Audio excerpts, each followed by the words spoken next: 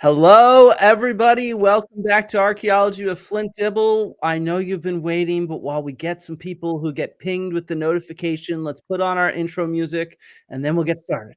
Right on.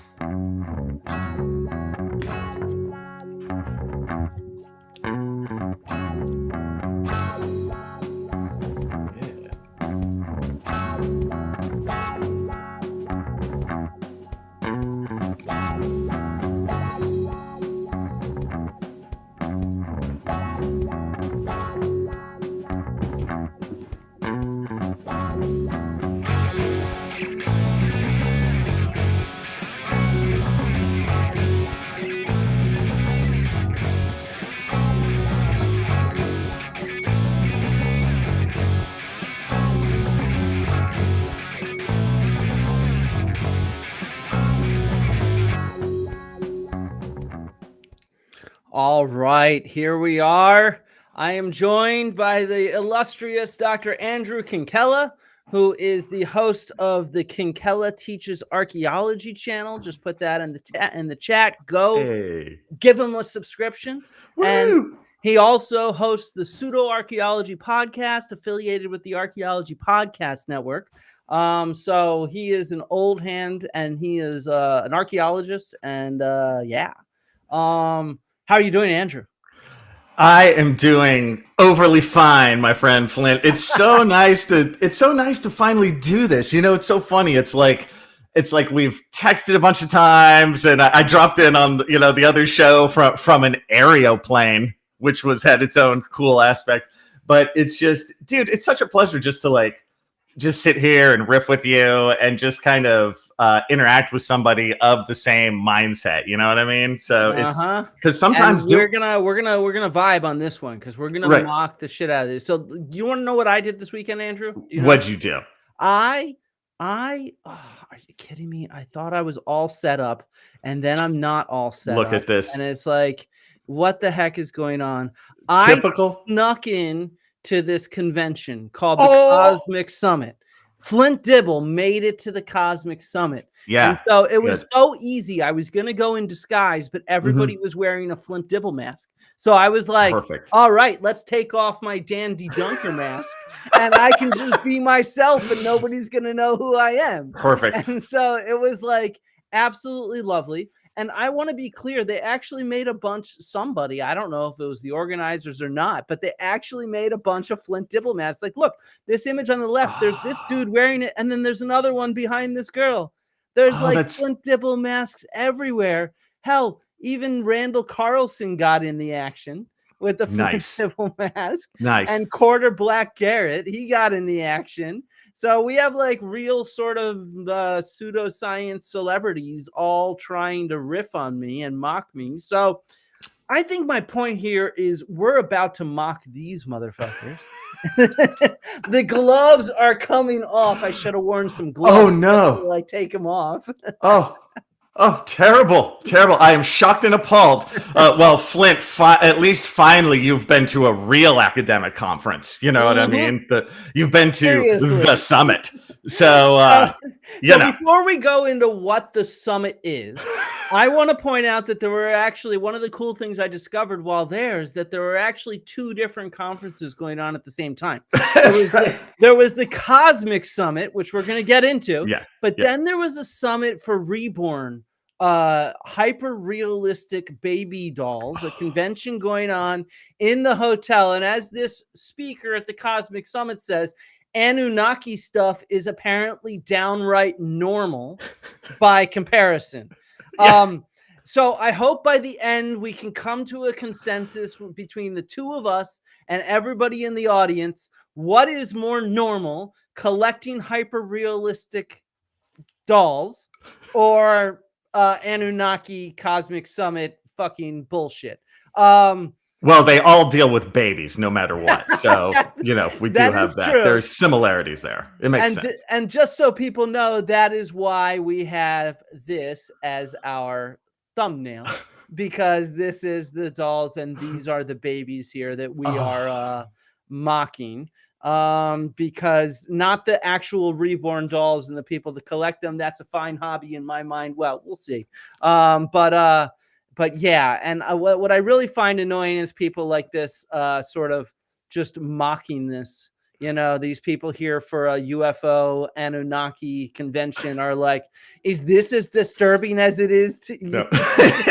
No, this is crazy. What's disturbing is all you fuckheads, No. you chuckle fucks who refuse to believe in science and real archaeology and think there's a lost chapter in Earth's history. Right. I think I have it in my office. I've been keeping it there for a while. And I mean, look, I can understand a visceral reaction to these kind of dolls. There's that, what's it called? The uncanny valley effect, where things start looking so real that therefore they sort of are off-putting. So I guess I can understand to some degree there being hyper realistic stuff looking too real. I was doing some reading on this, and I guess there's been some examples of like the cops called because somebody has one of these dolls left in their car and it's on a hot day. Sure. And people think it's like a passed out infant, and so the cops have to break the car window, and then they discover it's a doll. And so there's but Anunnaki and Atlantis and aliens and pyramids and Yeah, I believe that's the last hotel I'd ever want to stay at. I'm pretty sure that's where it is on my list. The AIAs were once in a hotel where there's an archaeology convention going on and there was a biker convention going on. See, that's freaking awesome. It was fucking awesome because I don't know who drank more, the archaeologists or the bikers, but they ran out of booze by the end of the conference. They were like, we shut them down. It was just like...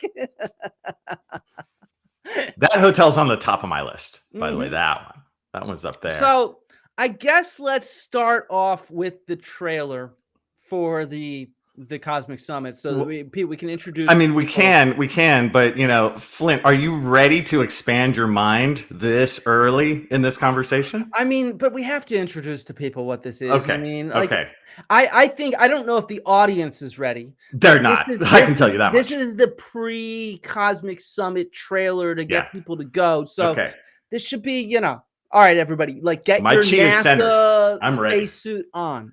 Okay. Go. Cosmic Summit is the world's premier gathering for those interested in heterodox history. We gather the most interesting speakers in the world for the most curious audience on Earth. Are you curious, Andrew? I am curious, and I want to see more. All right. I'm curious, too. Yeah. The Cosmic Summit is meant to be a mix of credentialed scientists and speculators. The scientists help provide credibility, and the speculators help provide communication, and that's what it's all about. You have real scientists providing credibility. And that's what they do. Speculators speculating. Speculators, they're just they're better with the audience. That's what they're there to do. There's many real scientists there, but we can talk about that in a bit. Yeah, I know. The real that our history may not be as we were taught. And we've got 28 speakers this year. If one of them was right, it would change everything. We would have to absolutely reconsider what we've been taught about our history, about the age of man. If one person speaking at the Cosmic Summit is right about their subject, whatever it may be, whether it be Praveen Mohan and his speculative interpretations of the Indian temples, whether it be Tim Hogan talking about the connection between Atlantis and the Templars, all of them, if one of them is right, then we've got a lot of thinking to do. That's right. And my gut says out of those 28 people, somebody's right. There you go. So basically, since they all disagree with each other, only one of them could be right anyway. Right. And I'm already a fan. I don't know. I've already sent an email to my college. I'm quitting because I've just been living a lie, Flint. It's that's all I need. Profitable to live a lie. That sure is. That's one of the many things I notice. I'm like, damn it. How their selling point is, if one of them is right, we have to rewrite all of history, and probably one of them is right. And as we'll get into, I mean, they really do disagree. People like D. Dunker and Randall Carlson think that the pyramids are from like 10,000 years ago. Armando May thinks it's from 36,000 years ago. So they can't all be right. They need to debate that forever, as they should. That is a total worthwhile use of time. That. I actually think they are debating that right now. I think the Atlantis debate is happening right now. They have 5 of them up on stage saying, I know where Atlantis is. I know where Atlantis is. And they all disagree. It's the best. I'm definitely going with the moon is made of cheese. Okay, it's fucking cheese, I'm tired of the anti-cheese crap. No. I think you're wrong. The moon is not made of cheese. Atlantis is made of cheese. Oh, you're just stealing that from me. God, you fuck. That hurts. Okay, Flint. Yeah, taking my ideas. All right, let's finish this stupid Cosmic video. Summit is a place where people who are into subjects like the Younger Dryas Impact event or Atlantis or the Templars or any of those, I call them the constellation of subjects. Those people probably don't have people in their immediate social circle that share those interests. And I want the Cosmic Summit to be a place where at least one time a year, those people could get together with other people who are interested in the things that they are. And that worked. It's really, really neat to see 2 people meet each other at a bar and start talking about the Younger Dryas Black Mat. But I really do think people enjoy the crowd every bit as much as they enjoy the speakers, and probably more. So it's a fun social event for those that share these interests to get together, meet each other, and meet some of their favorite people.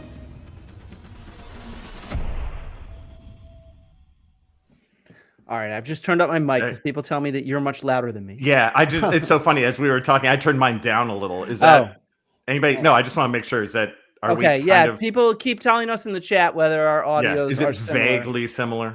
Yeah, I can't tell. Since I just hear you, I don't I just hear you and you sound fine. Yeah. So why do you think they call this the Cosmic Summit? Something about that jives me weird, since it's all about Templars and Atlantis and stuff like that. Why is it like the cosmic UFO stuff or whatever? Like, it makes no sense. I was curious about that. Like I'm wondering if it started with a bit more of that. If they've sort of angled to the side of it, if it just sells better. Cosmic Summit sounds cool, and for all their silliness, they're good salespeople.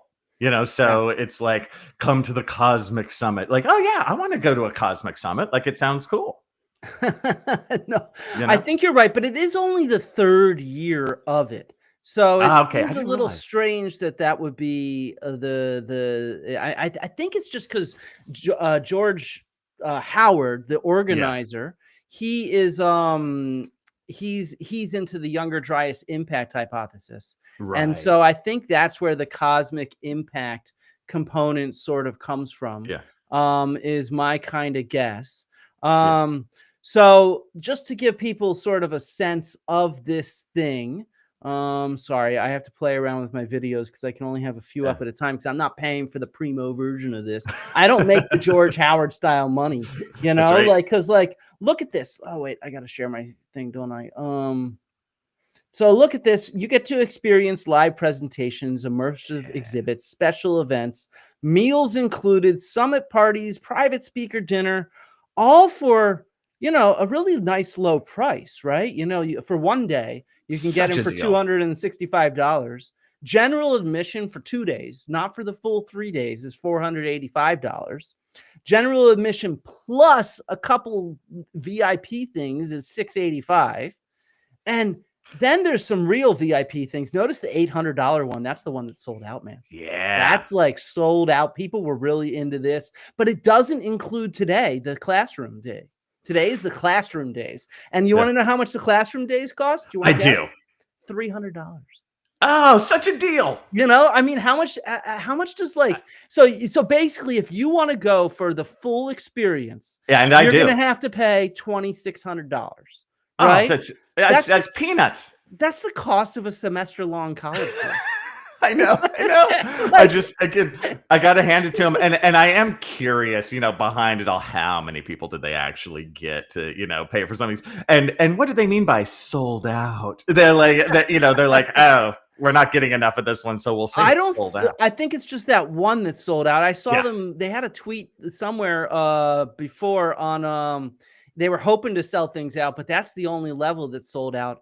I think I saw they had about 400 in-person things. That was the number I saw too. That was the number that I saw. Where's it's about the 400 person people complaining about the prices? I thought I downloaded that. I guess I didn't.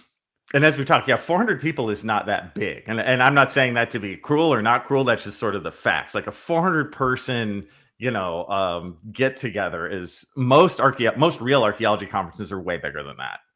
Oh yeah. I mean, like the you know? SAAs or the AIAs, Yeah. we're talking several thousand, and Yeah. it's also much cheaper. It's like $150-$200 registration or something like that. Yeah. And Right? some of the local ones, even like for me, the Society for California Archaeology meetings, they're way bigger than that and way cheaper, and they're real. Yeah, exactly. They're real. You get real experts there, stuff like that. I guess I did. I thought I downloaded that video of somebody complaining about the prices. I guess I did not, but I can share this fun tweet that I just saw, which was somebody saying that even though it costs $75 to live stream this, the quality of the stream sucks so much, and let alone the free ones. Where did this tweet go? Let me see if I can find it. Oh, come on. Here we go. This is hilarious. This is hilarious. You pay $75 to apparently get the high quality live stream, right? Yeah. And look at what this person says. This was my reply to Cosmic Summit 2025 yesterday. I was nice about it. Blocking people for telling them that their live stream sucks. No wonder it blows with attitudes like that. It's because I dropped my blue check mark, isn't it? Suddenly I'm riffraff. So I clicked join live stream at 3:30 and it started great. Then 5 minutes later, I got kicked off again. Please chat with your IT team. It blows. I was very upset and frustrated. I'm going to try the recording next week, hoping for the best. Oh, it doesn't matter if on my phone, desktop, or television. The live stream is a nightmare every year. Yeah. This third year we've paid for live stream. Third year, it still doesn't work. Kicks you off. Volume's messed up and links go nowhere. Logged onto the television using Amazon browser. So this is what $75 gets you. Yep. And there's another YouTube video of an example of that, of their like filming, and it's just totally muddy. And in the comments, it's all like that. Everyone's bitching, and then in the comments, the owner himself, whatever that like Howard dude or whatever, he bitches. He's like, yeah, well, I paid thousands for this and I tried my best. It's like, oh my God, you freaking loser. like if that happened to me, you know what I mean? I'm sure any of us, like if I had something going on where my IT was messed up, I would be like, you guys, I'm so sorry that happened. That's not what I'm about. I didn't want to do this to you. I mean, even on this show right now, we cared about our volume like 5 minutes ago. We were like, does this sound okay? We weren't like, yeah, you're just going to listen and like it. Do you realize I paid $100 for this microphone? Right? Like, no, we're going to be like thoughtful. And because we want to do a good presentation, we're not like self-centered weirdos. No, man. I went and trolled the internet for like 50 different clips of this summit to be able to share the hilarity that this is. Here's the one you were just talking about. Oh, it's almost done processing. It's a big, Here we go. Look at these chats over here. There. Are connected with the band, celestial band. And he even says higher quality with the virtual ticket. As we saw, that's not true. The quality still stinks. Actually, the software. And they even say right here, very poor volume on the ticket also. Yeah, exactly. And look what you get. Let's say the quality was good. Yeah. Woohoo! That's a dynamic presentation.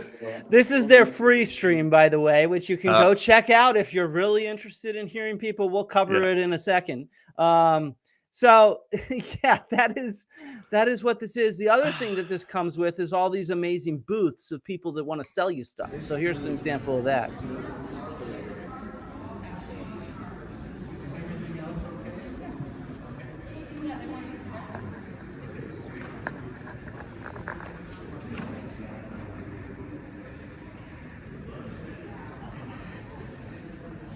How you doing?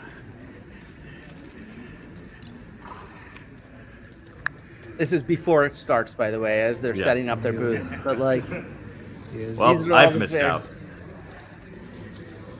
Look, they're like setting up interactive shit over there. Yeah, it's oh God, yeah. See, it's so funny. I waver when I talk about stuff like this. I waver between just like hammering them because it's all so stupid, and just feeling really sad for them at the same time. I'm like, oh, because I'm always a fan of the show in a way, no matter what it is. I want their show to be a success. Like, no matter what it is, I'm like, I hope your show's a success. But this is such an obvious failure, and it's like, it's just sad. It was like obviously organized terribly. They were obviously going just for the buck. Like, if you sell a live stream interactive thing and your video and shit doesn't work, like, you didn't try that before. No, they didn't, because they just wanted the cash. You know, like that's how cynical this shit is. Like, that's one of the themes that always comes back to me in the pseudo archaeology world, just how cynical these guys are behind the scenes. Because I've talked to one or two of these people, not these people on the list, but others who kind of work in this world. And some of them, many of them, do it just straight for the buck, straight for the dollar. Underneath it all, they don't believe this shit, you know. But they have a monetary stream, and they exploit it. You know, that's the deal. This is what they do. This is their first live stream that was public. Watch this and look at the comments. This is just insane. Listen to it. Can you hear anything? I've not muted the volume here. Yeah. Oh, there it is. Yeah. Look at the comments. Sound. Can't hear you. We can't hear you. Audio is too low to hear or understand.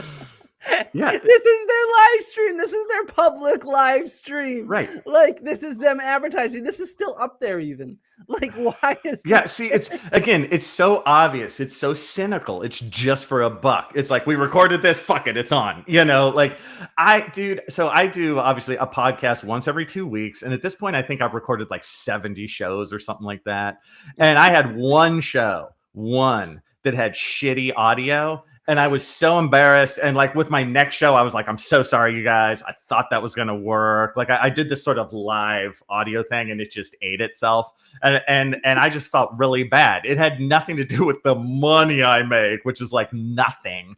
I just wanted a good show. And they obviously don't even care about their own content. Like, it's shocking. They don't seem to care in the least. And it's like, they're making a lot of money. So I'm just kind of shocked about this.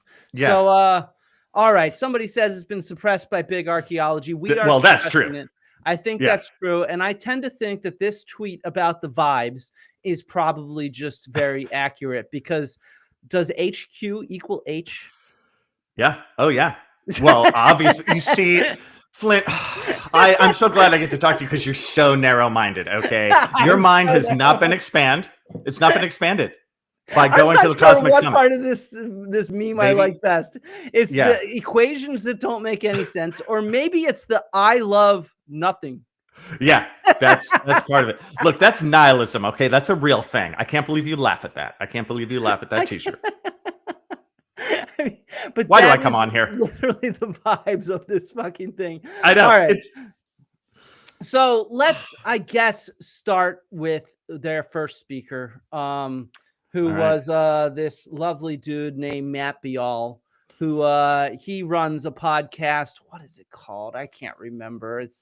He just had on Zahia Wasp, but he mostly has on like Randall Carlson and people like that. I can't remember the name of his podcast. It doesn't matter. Sorry, Matt, for not advertising your podcast. He's wealthy, though. He owns a chain of department stores, and he got into collecting ancient Egyptian vases because of this other guy who we're not going to talk about too much because there wasn't much public content about his talk, Uncharted X, who believes these vases were like perfect or something like that.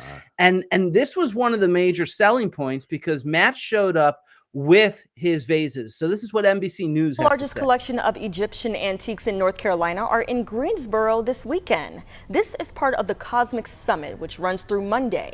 During the conference, the Gate City will host more than 400 attendees from 40 states and 7 countries for this one-of-a-kind conference exploring ancient mysteries, heterodox science, and catastrophic history.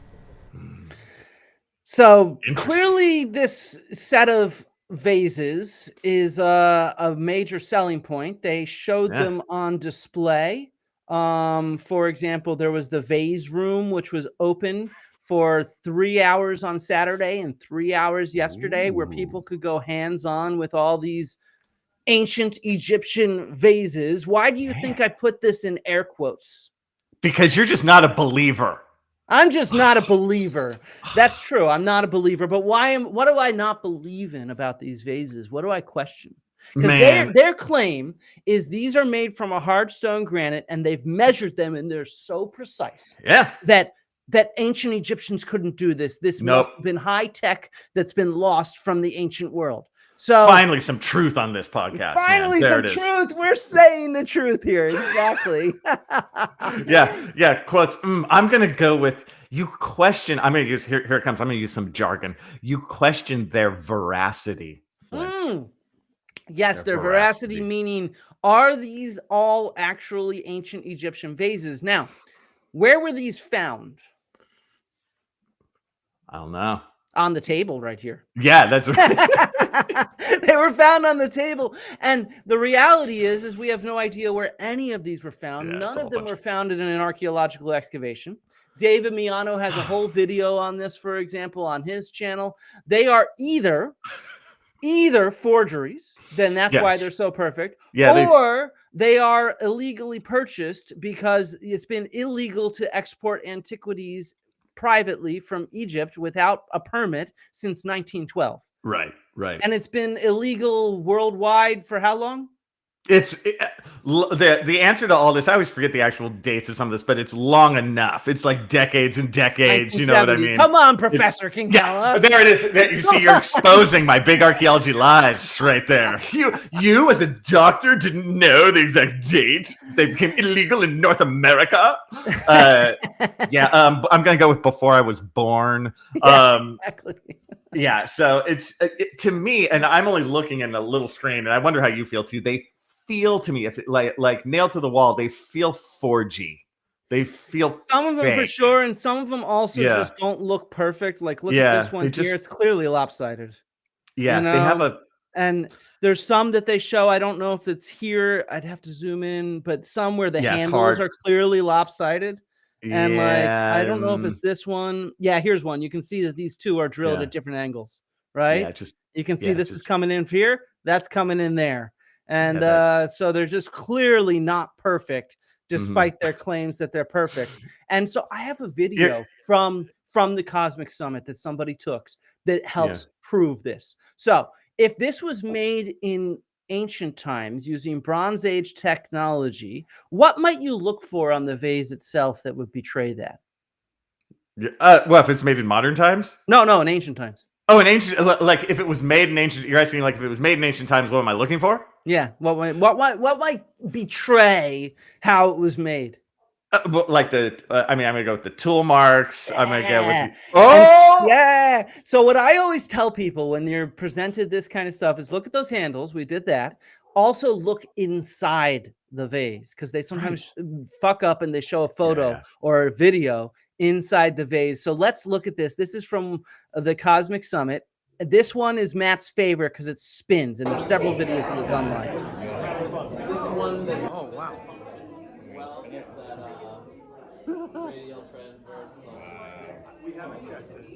As it spins around the table. Now I think it's ruining the gravitational field as it does that too. Pretty sure. Wow. But now I'm also mesmerized. Let's look inside. What do we see? We see the tool marks from the imperfect manufacturer of it. Because it wasn't made with lasers or anything like that. It was made with a drill that fucking spun around, which is why it's a circle. You're obviously only thinking in 3 dimensions, you loser. So if we look at that in 5 dimensions, it's perfect. Let's look at that again. Let's pause it inside. Let's pause it. It's a little blurry, but you can see where the drill carved it out and how it was on like a compass that spun around. Of course it has a beautiful radius because it's a fucking drill. Like, people are so stupid. Oh God. I think I just had an aneurysm. I'm sorry. I don't know if I can keep going. I got more, man. I don't know. I feel sick. They made masks of me. I know. That is, you gotta get one. You gotta they made fucking masks of me. And Randall Carlson, who I've never mentioned like ever, who's apparently been talking smack about me on his podcast, donned what else are they gonna do? Mark Young here tweeted it out. Mark Young's the guy who went on Dandy Dunker's channel and told everybody to call Cardiff University to get me fired. So, you know. Hey, get him Dan fired. Richards here, he made a shirt with my face on it saying that there are two different Flints. Both are tools, but only one is useful. Yeah. Didn't he say that like a fan sent it to him or some obvious lie? Like he's always like, well, you know, just a fan sent this to me. Yeah, as you made it, as you sent off for it from TeePublic. Like, come on. Oh God, these people are so I know, public. but you know, I understand why they do it, because they have this outlet where it's like in any other aspect of their lives, like they would never get this kind of attention. So they've hit like a little vein of attention and they're just exploiting, you know, they're just going for it. So I get why they do it. But again, underneath it all, it's so obviously just cynical and fake and just full of lies and bullshit. You know, and an utter waste of time. All this shit. I got to say, like, for doing the pseudo archaeology podcast for years, I love it. I love doing it. But man, reading that shit is just a waste of time. You know, it's awful. It's such a terrible waste of time. And it's all just kind of like a word salad that doesn't make sense. Yeah. And so I think we should. Yeah. What were you going to say? Oh, I was just going to say one other thing I've noticed, because I really bathed myself in the Cosmic Summit stuff for the last like 48 hours. This is something but this is something that I knew, but I didn't know so well. This whole thing is a cosplay, right? Their entire meeting is a cosplay of professors doing an academic meeting. And it's so funny. They always start with, I'm not an archaeologist. But Flint, they want to be us so bad they can taste it. They want to be us, and they're so fucking jealous, you know. And so they do this cosplay Look at it right here. Yeah, look at me. I'm the archaeologist, right? It's just this cosplay thing, and they talk like how they think we talk. It's like hilarious. They talk about papers all the time. Well, I have a paper, and I have a paper. But they're like acting. I'm like, in reality, archaeologists don't talk about papers barely ever. Like we talk about like what's on Netflix and how you doing, you know. They do this show where they're like, well, my paper was, oh, you have a paper? Oh, yes, I have a paper. That's how they think we interact. You have a podcast? Well, I have a podcast. Yes, well, I do too. And they use all these, well, I've been doing my research. You're like, what the God? You know, they do this like pseudo jargon thing. And it's hilarious to watch. You're just actors. You're bad actors. You've done no research for your role. And let's prove that right here. Oh my God, yeah. I have some great stuff to help prove that. So what we're going to go to is this, which is, oh, no, not that. No, not more babies. I can't take more fake babies. So this is the stuff that's underneath the pyramids. And apparently there was a collective gasp in the room when Filippo Biondi hit this slide, which sort of surprising because this slide has been out for like months and all of them went there to hear them talk about this. So why were they shocked when they saw what's being used in social media for months? Now, all right, let's contrast how a pseudoscientist speaks about this technology versus how an archaeologist speaks about this technology. So we'll start off with the pseudoscientist. And then we'll go to a real scientist, and then we'll go back to the pseudoscientist, and we can let the audience judge who sounds like they know what they're talking about. They shall judge. Yep, Jay Anson from Project Unity. I wanted to ask you, how do you respond to critics who claim SAR cannot penetrate more than a few meters into dry, rocky terrain like the Giza plateau? What have they misunderstood about your data acquisition and signal modeling formation? Yes, thank you very much for these questions. It is correct. We accept criticism because, who works studying this, who works on synthetic virtual radar do not know a lot about the details on how the image formation is performed. So it is... We don't know the details on how the image formations perform. Now, I'll give him the benefit of the doubt that he's translating, but that was also the words that Jay used, which was the image formations. Okay. Yep. The image formations, duh. We are not using directly electromagnetic waves in order to scan underneath. It is obvious, because the interaction of electromagnetic waves is only superficial, and we know everything about this. According to the particular image formation that uses the Doppler synthesis, the Doppler synthesis of a virtual temperature that is typically of sound, is used only on a synthetic aperture radar. We understood that this kind of synthesis is made by sound. Oh my God. So it recasts inside the so-called Doppler bandwidth. So according The to Doppler bandwidth, yes. Yeah. Duh. The target that we are observing on the So now let's hear someone who actually understands remote sensing and archaeology speak about this technology that's used on the satellites. You might recognize it. So, this week in archaeology, what's the deal with the Pyramid of Khafre and the shafts and chambers deep underground, as deep as 4,000 feet? The deal is nothing. There's no such thing. What you have is some SAR data. SAR stands for Synthetic Aperture Radar. Look at me. So sciencey. What that is a satellite will send down a radar pulse, right? And then it'll record the reflection back up. SAR data can be really great if it's used for stuff like ancient roadways or ancient foundations, this kind of stuff that's on the ground or just a handful of feet underground. Really good. But for stuff that's thousands of feet under the ground, it can't even record that deep. Not even close. So the data, look at the data for yourself, like Google it. It's just these wiggly lines, and they're like, I think I see a shaft. Is that a chamber? Dude, it's nothing. There will be a retraction of this in a while that nobody will read. That's where you're wrong, man. I gotta criticize you. There's Oh, you not going to think? be a retraction. Like, at all. You may be right. Oh, we should have a bet. Like it's got to be a year from now, because I can see it both ways. I could see some sort of retraction somewhere. But there's three possibilities. They could retract. They could just let it go. Like they do this often. You know, they just kind of like throw out their next disaster, or they could double down. It's a tough one. It's a tough one. I don't know. I mean, they're getting a lot of attention from people like InfoWars and Alex Jones and Joe Rogan.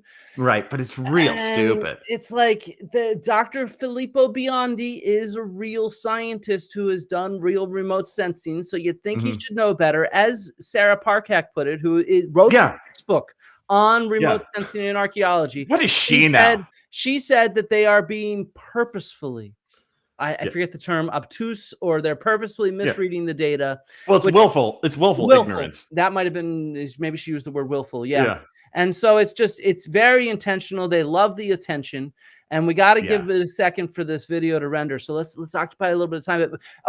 I decided not to put it in there, but they are planning apparently in the next 2 weeks to submit this new study to Remote Sensing, the journal, for peer review. Yeah. That's their goal.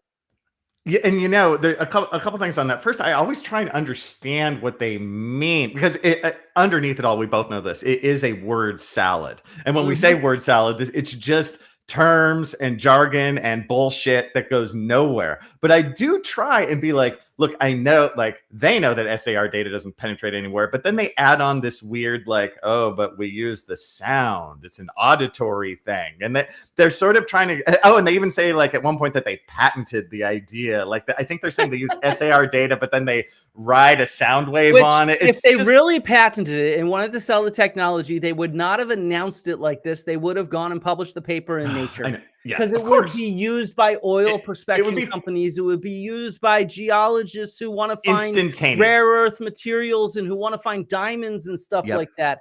It would be like something that's worth millions, if not billions of dollars. Easy. And they're like, no, we found this thing under the pyramids. Yeah. It just, and I will say one other thing. I do respect that, like, English is not like their first language, you know what I mean? And they're trying their best. But I think in this instance, the fact that they can't speak English well helps, because it's such bullshit. that your mind kind of fills in like English words to make it make more sense than it actually does because it's that stupid. And they just fill it with jargon, right? It's like, you know, the image formation processing, and of it's the like formation like, SAR, and they just the SAR LiDAR data stream of Doppler lasers. bandwidth. What Yeah, do you yeah. mean Doppler bandwidth? That's not what those words mean. I- The bandwidth is the light that you're getting from the radar. Right, You know, the radar comes in different bandwidths. It's not a Doppler bandwidth because that's sound.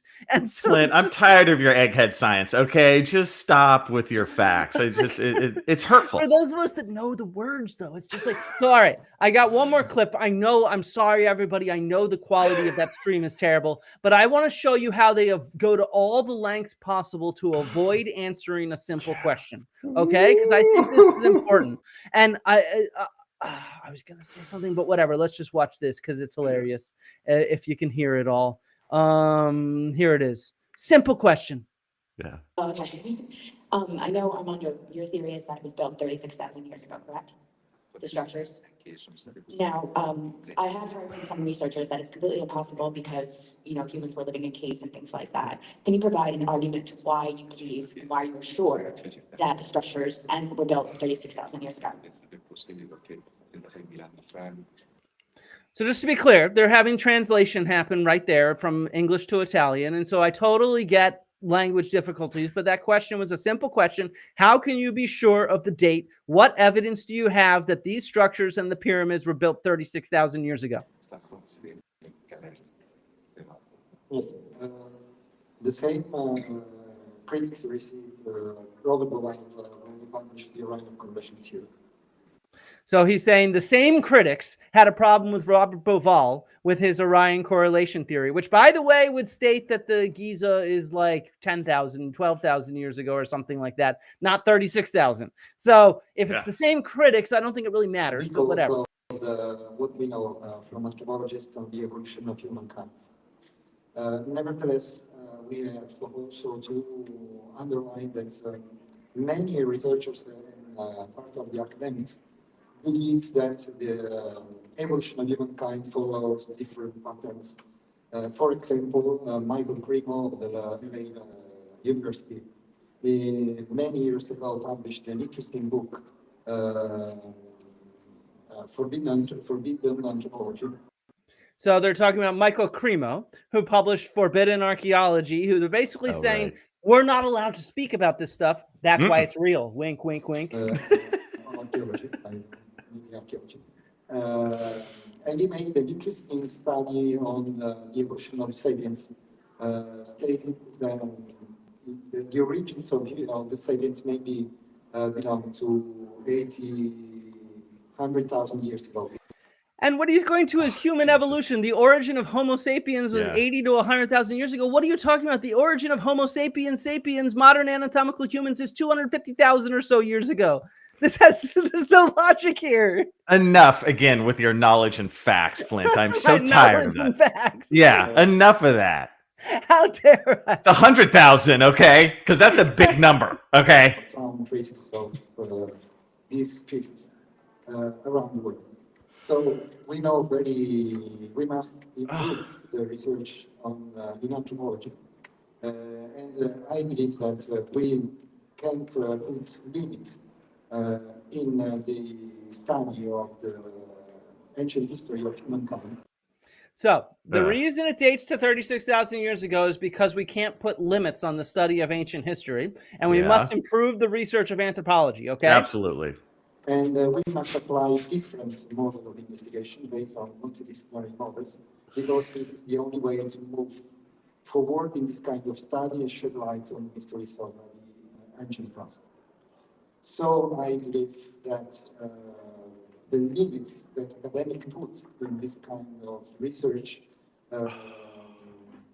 give us an incorrect story of what happened in the past of humankind.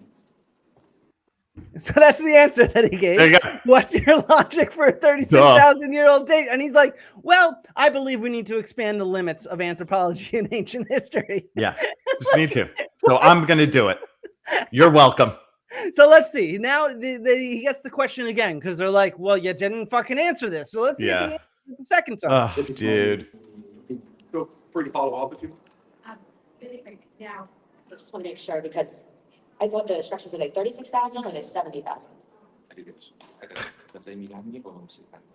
In my opinion, the pyramids were built during the Septic age of the gods. They were built during the age of the gods, in his opinion. That's right. According to the ancient text, this period could be dated around 38,000 years ago. So the pyramids were built in 36,400 before Christ. Yes. The ancient texts tell us the age of the gods was 36,000 years ago. Yeah, very clear. I think that's right before the age of monsters and right after the age of demons. I'm pretty sure it's right in there. You do realize their PI, who's not here. I have a whole live stream about this. Go check it out, guys, with Archaeomila, where she's an Italian archaeologist, and she goes into the background of Corrado Malanga, the PI of this team, and he's actually a real scientist, a chemist. But he's really famous in Italy. Do you want to know why, Andrew? You're never going to guess this. Please, why? Well, it has to do with UFOs. Well, already off on a good start. And it has to do with hypnotism. So he's famous for hypnotizing people that claim they were abducted by UFOs. That's what he's famous for. Apparently, he's hypnotized thousands of people in Italy who were abducted by UFOs. This is what he's famous for. This is why he's published books on aliens and demons and stuff like that. This is the team here. I am in the wrong line of work. What am I doing? What are you doing? I could get that together in a month. They have PhDs, man. Like, this is real science. This is like, you know? Yeah. I got to get my hypnotism business together. The Giza plateau as a whole. So I don't consider just only the pyramids and the Sphinx, but other monuments that might belong to a global project. It's a global project because of those texts. And also the rich weather. And they just go and they go and they go. Is the master about Queen just blather.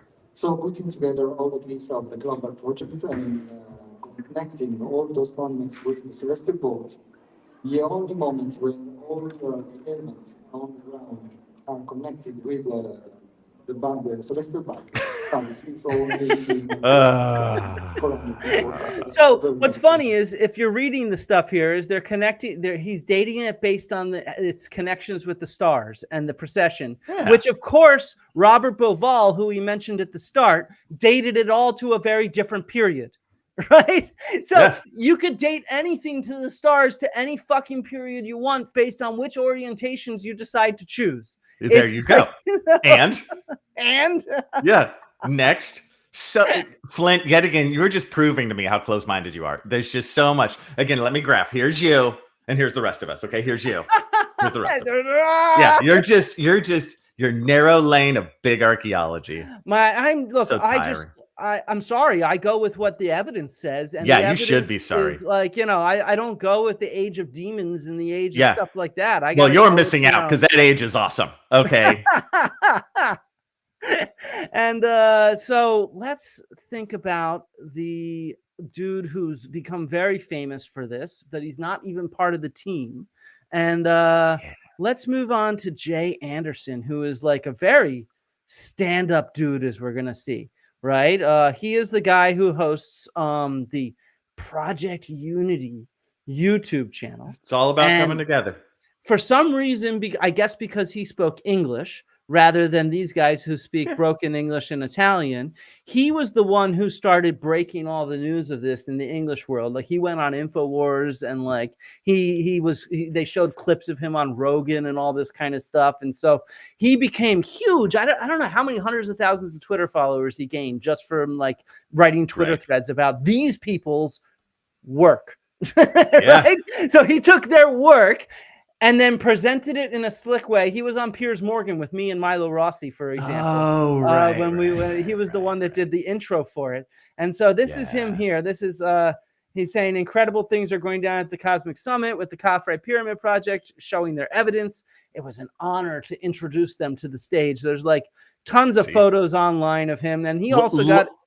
Look at the professor cosplay. Look at the professor this in is cosplay. not him. This is Armando May, the guy who was just talking. Yeah. And he claims to be an Egyptologist, clearly an Egyptologist who believes in the age of gods. Yes. You know?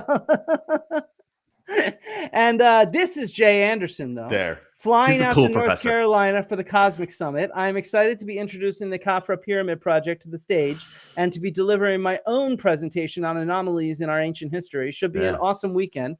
Tickets are still available. I'd like to point out a few things. One, he was actually not on the original lineup of speakers. The Trump administration denied a visa for an Egyptian, Youssef something. He works with with Uncharted X, and that's why Jay Anderson was invited, because the denial of the visa.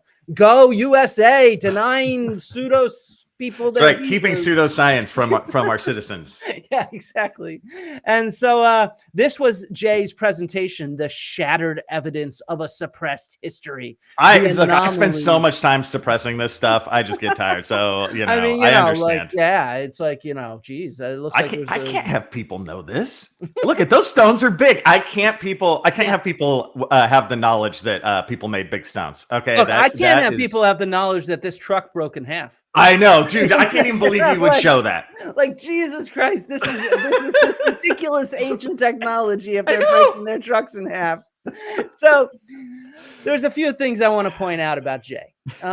First off, I want to point out this is what the room looked like when he got started.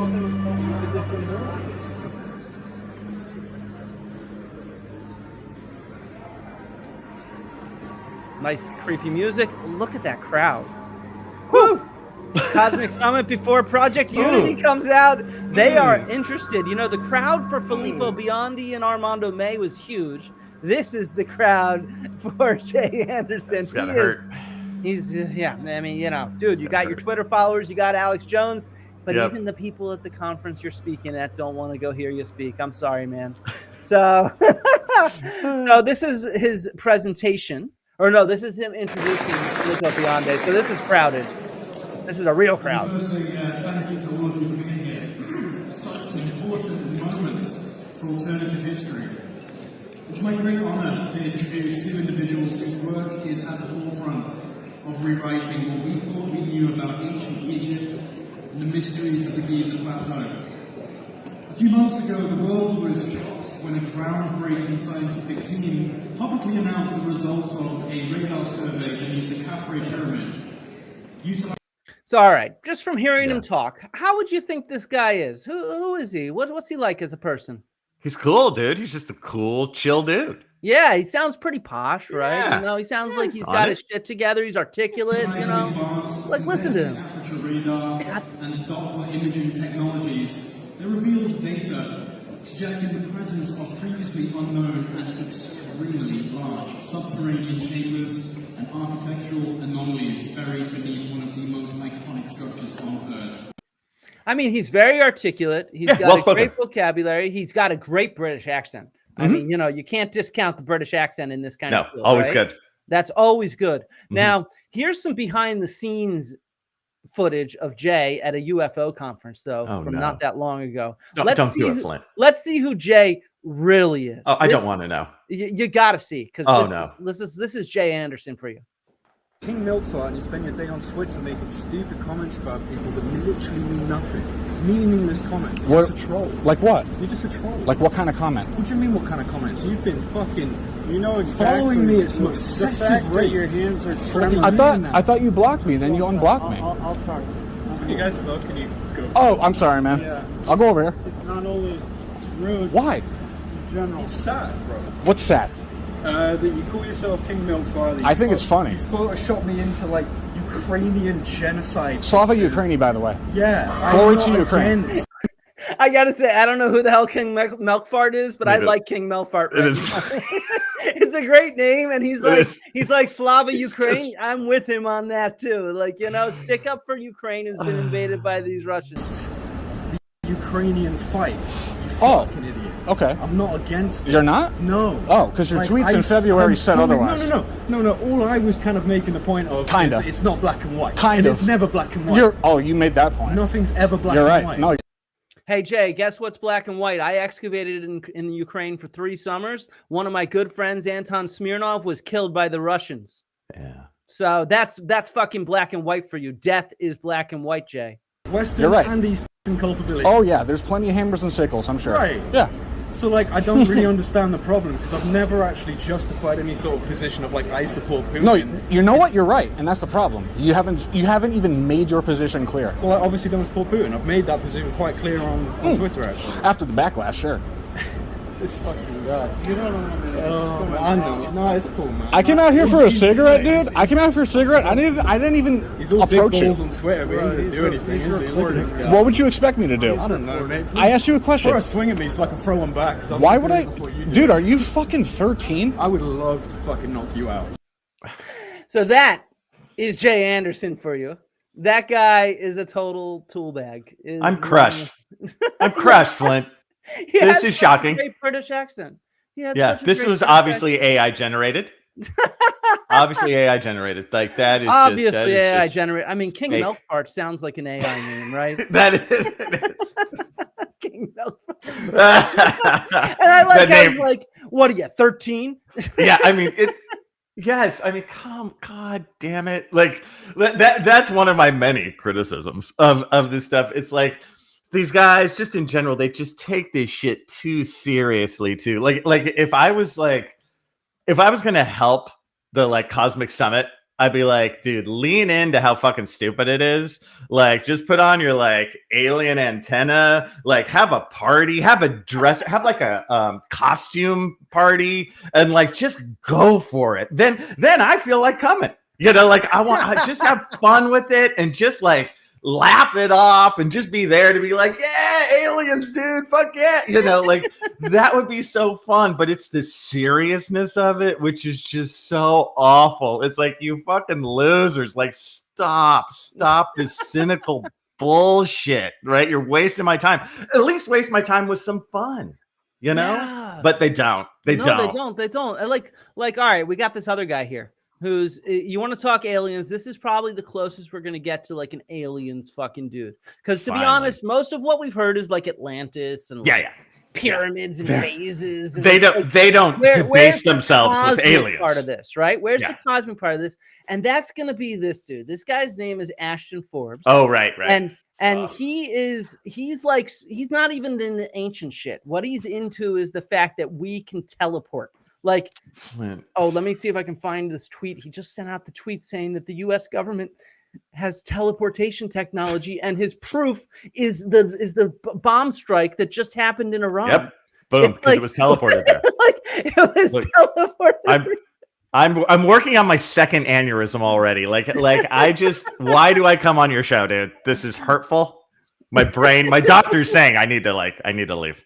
Here we go. I found the tweet. All right. Tweet. Here we go. Don't mess with the U.S. We have teleportation technology. No one is even close. This is from yesterday.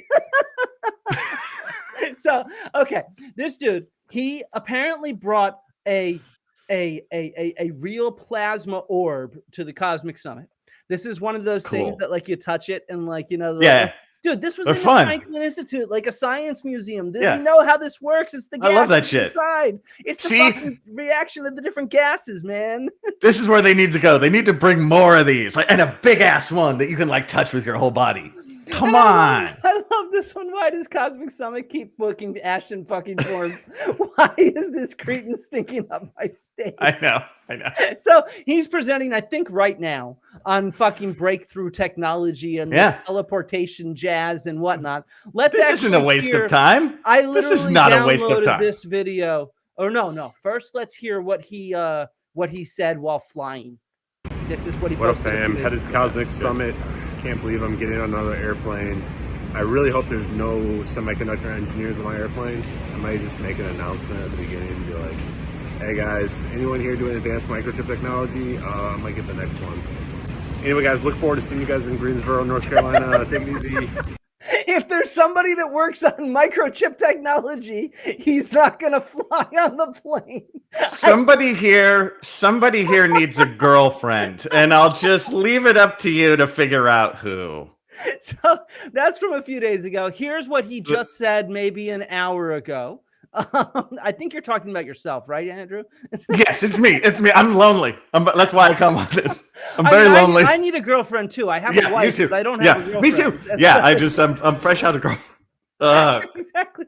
So here's what he said just, I don't know, 2 hours ago at the Cosmic Summit about ball lightning studies. And then the other thing this points out is that the idea is that these plasmas must be driven by an external energy source. It's not something, there's no way that it should be able to be stable if we were in an empty vacuum. So it always points back to this idea that 0-point energy must be what's explaining the media. And I was reviewing this about reading yesterday, there's a huge classified portion of this paper near the end that's like actual applications for aerospace and things like that. Which my guess is if we were to look at that, we would find that it's going to be hypersonic designs where they were using these engines and putting super heavy back. So there's a classified portion to this scientific paper, which tells us about 0-point energy and hypersonic technology. Yeah. And so I just thought, look, Professor Dave Explains just put out this fantastic video taking down this fraud. And so let's see what Professor Dave explains, how he points out some of the problems with this guy. Someday people will accept that that's what we did to the plane. And I'm also digging into the scientific papers and the patents. Talking to the engineers, like Navy engineer Salvatore Pais. Actually, somebody just texted me earlier and said that Joe Rogan just apparently on Instagram posted a thing about his patents. The guy's 100% legit. He just got like UFO patents that explain these plasma orbs and everything. And the world just hasn't quite caught up to it yet. Yeah, where are all the videos demonstrating these super cool negative energy plasma orbs bending space-time made by these super legit secret scientists? Oh, you don't have any? Gee, that's a shame, since that's kind of the only thing that would convince any rational person that they exist. Bragging about your imaginary friends doesn't really go too far with that. So I call myself a 0-point energy influencer. Because I realize I don't even need to prove the science or the physics. It's all out there. The papers are out there. Yeah. This dumbass is contradicting himself every time he opens his mouth. You don't need to prove what you're saying because the physics is out there. The papers are out there. What papers? There are no papers talking about the Star Trek fan fiction you're spewing. And you've repeatedly said that it's all super secret government stuff. Is it secret or not, moron? If it's a secret, then stop pretending all those papers you've never read support the dumb shit you say. If it's not a secret and all the papers are there, where are all the Nobel Prizes for this revolutionary science you're pretending exists? I hope your idiot followers think it's your glasses that make you seem smart, because it sure as shit isn't your words. I don't need Yeah.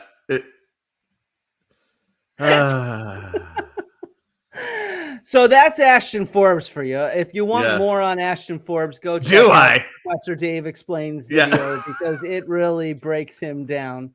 I actually forgot something. We have to step back a second. We have to go all the way back to Jay Anderson. We have to pull him out of the trash. We gotta pull him out of the trash. What? No, this is cruel. I forgot one thing. Oh God. No. So, this presentation evidence of a suppressed history, the anomalies of antiquity. It really inspired someone in the audience. It inspired this dude, William Strong, who said, "The light, sound, stone bumps, and stone gates to nowhere." The presentation was mostly about stonework. He likened it to da-da-da-da. And so this is what he inspired him, this sound working with subwoofers to create this gate or something. In his second diagram, on either side of one of these gates is a subwoofer. These speakers are blasting sound waves at the gate. The energy goes through the gate, and when it interferes, the gate confines the energy into a plane. We can control the frequency and cymatic pattern of. My favorite part's the labeling. Subwoofer, gate, subwoofer. I mean, I got some subwoofers. I tried this with my door frame, and I actually busted my door. Right. Oh, dude. Yeah. I should have gotten another tweet of this guy, because this guy said it was like his second Cosmic Summit as like in the audience, and his goal next year is to be a presenter. Good. I think he's in already. He's got to save this. This is his early plans. You know, this piece of paper is going to be worth millions. And listen to this. This actually is perfect. I made the mistake of not introducing this earlier because it works. A plane of space we can control the frequency and shape of. Sound familiar? It should by now. This is how you teleport and make stargates. Yeah, dipshit. But there's always 100 ways to peel a banana. Oh yeah, there's just multiple ways to teleport. I know. I've only done like 4 of them. I've done a few. I mean, Yeah. you know, I got sick once, and so like Yeah. I sort of stopped doing it. But yeah. Me too. I didn't want to say that though because it made me seem lame. But yeah, it was. Oh shit! That's insane stuff. God damn it! So all right, what do we go to next? I guess we go to where did those videos go? Oh, there they are. All right. Let's end with D-Dunker just because he's my favorite fucking person. Let's go with the Carolina Bays. Nah, that's boring. I don't have enough to say on that. Let's go with the Atlantica stuff. So, did you know that they premiered a movie for the first time ever at this? I already knew this. I knew. This? Yeah, You I knew did, this? Flint. Have Yeah, you I seen knew. this movie? No, I saw another one now. Yeah? Yeah, because I'm super famous as like the pseudo-archaeology podcast host. And actually, there was a guy like about 6 months ago who sent me an Atlantis video. And he's like, I want you to review this. And I was just like, dude, I'll review it on my show, but I will be honest. And it was like a bullshit. Atlantis has Rishat structure, which is, one of the top 5 they always do. So But wait, I what gotta was the name of that video again? That movie again? The name was the Atlantis Puzzle. A scholar who I know was asked to go on that movie. Yeah. Like a couple years ago, and I got an email saying, "Should I go on this movie?" And I did a little bit of research into it, and I was like, "No." So Yeah. I don't think my buddy went on it. I hope Right. not. It's really sad though because that one they had really high it was a really high-end production. Like it looked great and there was some smarts behind it, and it was funny as so many of these things. The first 20 minutes, half an hour were great because it was just a setup of Greece and the sort of history at the time, and so the setup of Plato was like really, really good. I was like, oh, this is not bad. And then it's like blah blah blah blah blah Rishat structure, and I was just like, oh god damn it, because they were doing so well, and then they just fell off a cliff. But from what I can tell, the Atlantis puzzle is actually much better than this one that we're about to talk about. Yeah, that makes sense to me. So we're going to Yeah. talk right now about this movie called Atlantica. And Yeah. I guess I should have downloaded the trailer, but it's not even showing up anyway, so I guess I can't. That's this. No. Notice that the trailer doesn't seem to work. I got a squawk that this apparently Atlantis has finally been found. God, finally. Finally, we found it. I have man. been looking. I mean, I've never heard somebody actually have the balls to claim that they found Atlantis. Me neither. So this is a first. This must be real, I mean, first. So I don't even know. No, this is the one. 3D model even. Stop your fucking laughing. This is the Look one. at this. Look at this is the model. one. Yeah. This is like, look at that. Look at this. It's like circular, sort of. It's like 3D. And it's in 3D, and it has numbers on it that tell us. That's it. Let's Done. see. 1, artillery post Spanish Civil War. Convincing.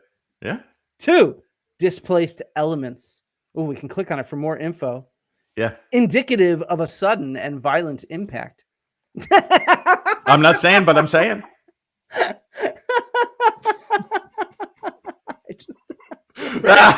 Material. This one's This is just so material. fucking stupid. This is I material. can't take it. Analysis I think I melted indicates down. Locally sourced concrete was used as primary building material. Oh, and this is that cosplay thing again. Let me talk science-y. Word material. Yes. Yes. It's, what? Wait, patina. Yeah. Residues of metallic patinas were recovered and analyzed, conclusively identifying the building was coated with a metal finish. Maybe that's from the artillery installation that was nearby from the Spanish Civil War. I mean, dude, don't ruin this again. 5. Buried elements. Oh my God. The bulk of the artillery complex is still to be explored under the sand. So I guess some of this must be modern shit mixed with Atlantis. I don't know. So all right, let's check out so this was premiered in the US for the very first time. Amazing. Just 2 days ago. And we get to hear what people have to say about it. So let's see just how impressed Robert Schock is. Okay. No, what I'm going to say. I just watched the Atlantic Discovery. I think that's what it was called, about fighting Atlantis. And I'm just finding it absolutely fascinating. It's given me a lot of food for thought, and I think this is exactly what we need to be doing, looking into these ancient mysteries, these ancient texts, and looking for the real evidence. I have no doubt that Plato was not just talking in terms of some kind of mythology or analogy. I think he knew something about ancient civilization, what I call early cycle civilization. And I think it's great that this is being taken seriously and looked at. You know, Robert, Dr. Shock, I agree. I think this is so great. This is being taken seriously. See, now I'm just sad again. So, see, I'm mad for a while. Now, when you watch that, I'm like, aw, that's sad. Look at him. He looks foolish. You know, so I'm back in my sad we're going to get mode. on Shock in a second. I forgot I actually has some stuff about him. So he's next before we end on D. Duncan. Here's what Randall Carlson has to say. Okay, I can't wait. So, by the way, this is George Howard behind the camera. Randall Carlson on the left, who was wearing that Flint Dibble mask. This is the producer of the film, Michael Donnellan, over here, right? So we're going to hear what they have to say. Okay, but man on the street, average guy in the room. What'd you think of the premiere of Atlantica? Randall. Well, so far what I've seen is awesome. And I think that Michael's research is going to complement mine very nicely. Nice. Yeah. Okay, so y'all are sitting here talking after the premiere. Now, Michael, man on the street, what'd you think of the premiere? Well, I've seen it about 10,000 times. It wasn't really I saw it, but it's just a totally different experience watching your own movie. It's super weird, and often I walk out of the auditorium because it's just bizarre, and I could see the little things I still need to fix. Yeah. But being able to present it here to your audience, to Randall, and to see Dr. Shock also. I was sitting behind him, kind of analyzing it, and mesmerized. I can't wait to talk to him. I got about a man it. on the street from him.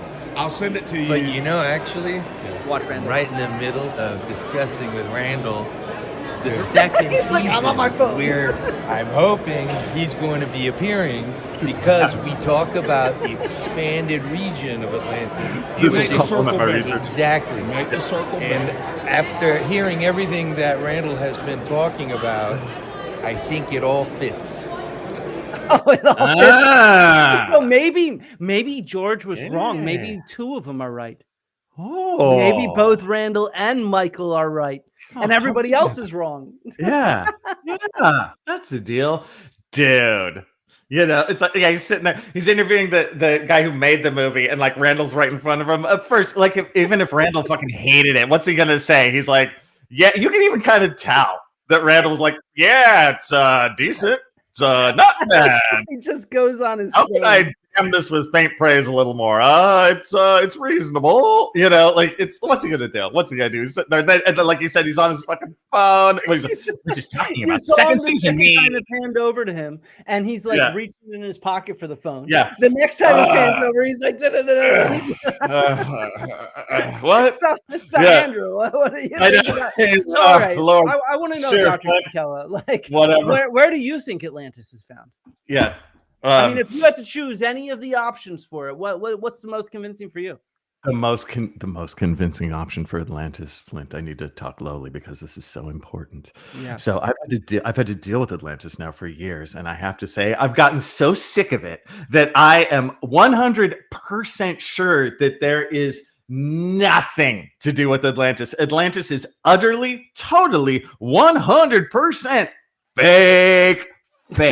And there's nothing to it. I even hate now. I didn't used to mind this so much, but I even hate the Akratiri thing.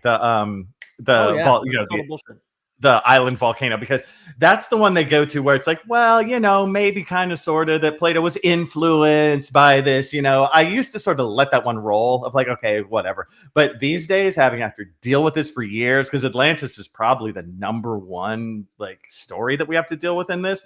It's utterly fake. There's nothing to it. Plato made it up because he was talking to his students as like a point counterpoint with Athens. He's like, Athens versus Athens does all the right stuff, and this place called Atlantis does all the wrong stuff. So discuss. But it sounded too cool, so everyone was like, hey, wait, can you tell me more about that Atlantis place? And Plato's like, oh shit, look, I just made it up for like a conversation. I mean, to be honest, nobody in antiquity thought it was real. Like, it's Right. really obviously fake because Right. Athens is not Athens. Sorry, Athens is Athens, but Atlantis is Persia in the Persian Wars. Sure. And in other ways, you flip it over, and it's a political allegory. And at the very start of the dialogue, Socrates even says, "We're going to model this." This is the Timaeus dialogue. The guy had it in his book, The Atlantis Dialogues. There's no such fucking thing. Yeah. It's called the Timaeus and the Critias. Yeah. And at the start of the Timaeus, Socrates is like, "Guys, can you guys tell me a story? You know how yesterday we were talking about the Republic, that ideal city? You know, that was really fucking cool. But I want to see this city at war. So can you tell me a story about how this city and those citizens act in a war?" And then they're like, "Yeah, dude, we'll tell you a story." And it's just like, it's so obviously like, so, all right, I got another question for you, Andrew. You know, I'm ready. You've heard of Plato, right? If you were to assign, I played with it a lot when I was a child. If you were to say what profession Plato had, would you call him a historian or a philosopher? I am going to go with door A and go philosopher. That was B. Oh, it was door B. Well, the philosopher door is what I'm going. Historian or philosopher. So historian was sorry. Philosopher. Okay, whatever door it is. Don't contradict. Why you make me look like an idiot on this thing? I'm the guest. Hey, you're not a guest. You're in my house. You're imprisoned here. All right. You're a captured audience, just like everybody else. Nobody else can fucking leave either. All right. Damn it. Oh, this is torture. You know, guys, this YouTube, you can't even shut this down. Don't even try. And while we have a moment, everybody, make sure to give this a like and a comment afterwards to feed the algorithm so we can get out this comedy to the world. Right? Definitely this is like educational comedy. Even if you try and turn it off right now, your third eye is still going to see it. So just try it, dude. It's going right into the brain. And I'm so glad that Carl Fegans is here because I want to point out that this is not the first time Michael Donnellan has claimed to have found Atlantis. Let's see. Oh, wait. What? I have it on my screen. And on Carl's website, the Archaeology Review, how the discovery of Atlantis made big news, then faded away. Let's do a search for the guy's name, Michael Donnellan. Oh, it's right here. You know, our revision of Atlantica is going to reflect the new information we have obtained about the oval formations in the Donana. Occasionally, in the process of research, people make mistakes. In this case, the structures have apparently turned out to be large ecological structures created for biological research in 2005. Yeah. And I can't believe you bring up that miscreant, Carl Fegans. Because I have read his things many times. If you had to guess what year this essay was written by Carl Fegans. Yeah. You want to give it a guess? I know because I know the a hot cup of joe.net, Carl Fegans' thing, because I dig it. And I know he hasn't been. I'm gonna go 2020. You're very close. 2019, January 2019. Yeah. So Michael Donnellan is back, admitting that the earlier oval structures are ecological parts made in 2005. What a fucking idiot. In 2019, it's like this shit made 14 years ago. That's Atlantis. I'm coming back. And now I'm back, baby. This is a Spanish Civil War artillery enclosure, and underneath it is Atlantis. Right there. I'm here to stay. Oh my God, it's just so stupid.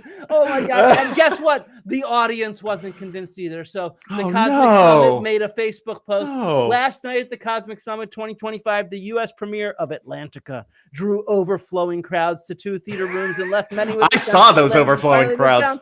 Guess what the one comment is? Not sure what movie you were watching, not the same one I saw. I left after an hour of speculation and beautiful scenery without many results or conclusions. Engineer, but open-minded. If this was part 1 of a series, okay. Otherwise, it needs work. Woo! I don't know if that's.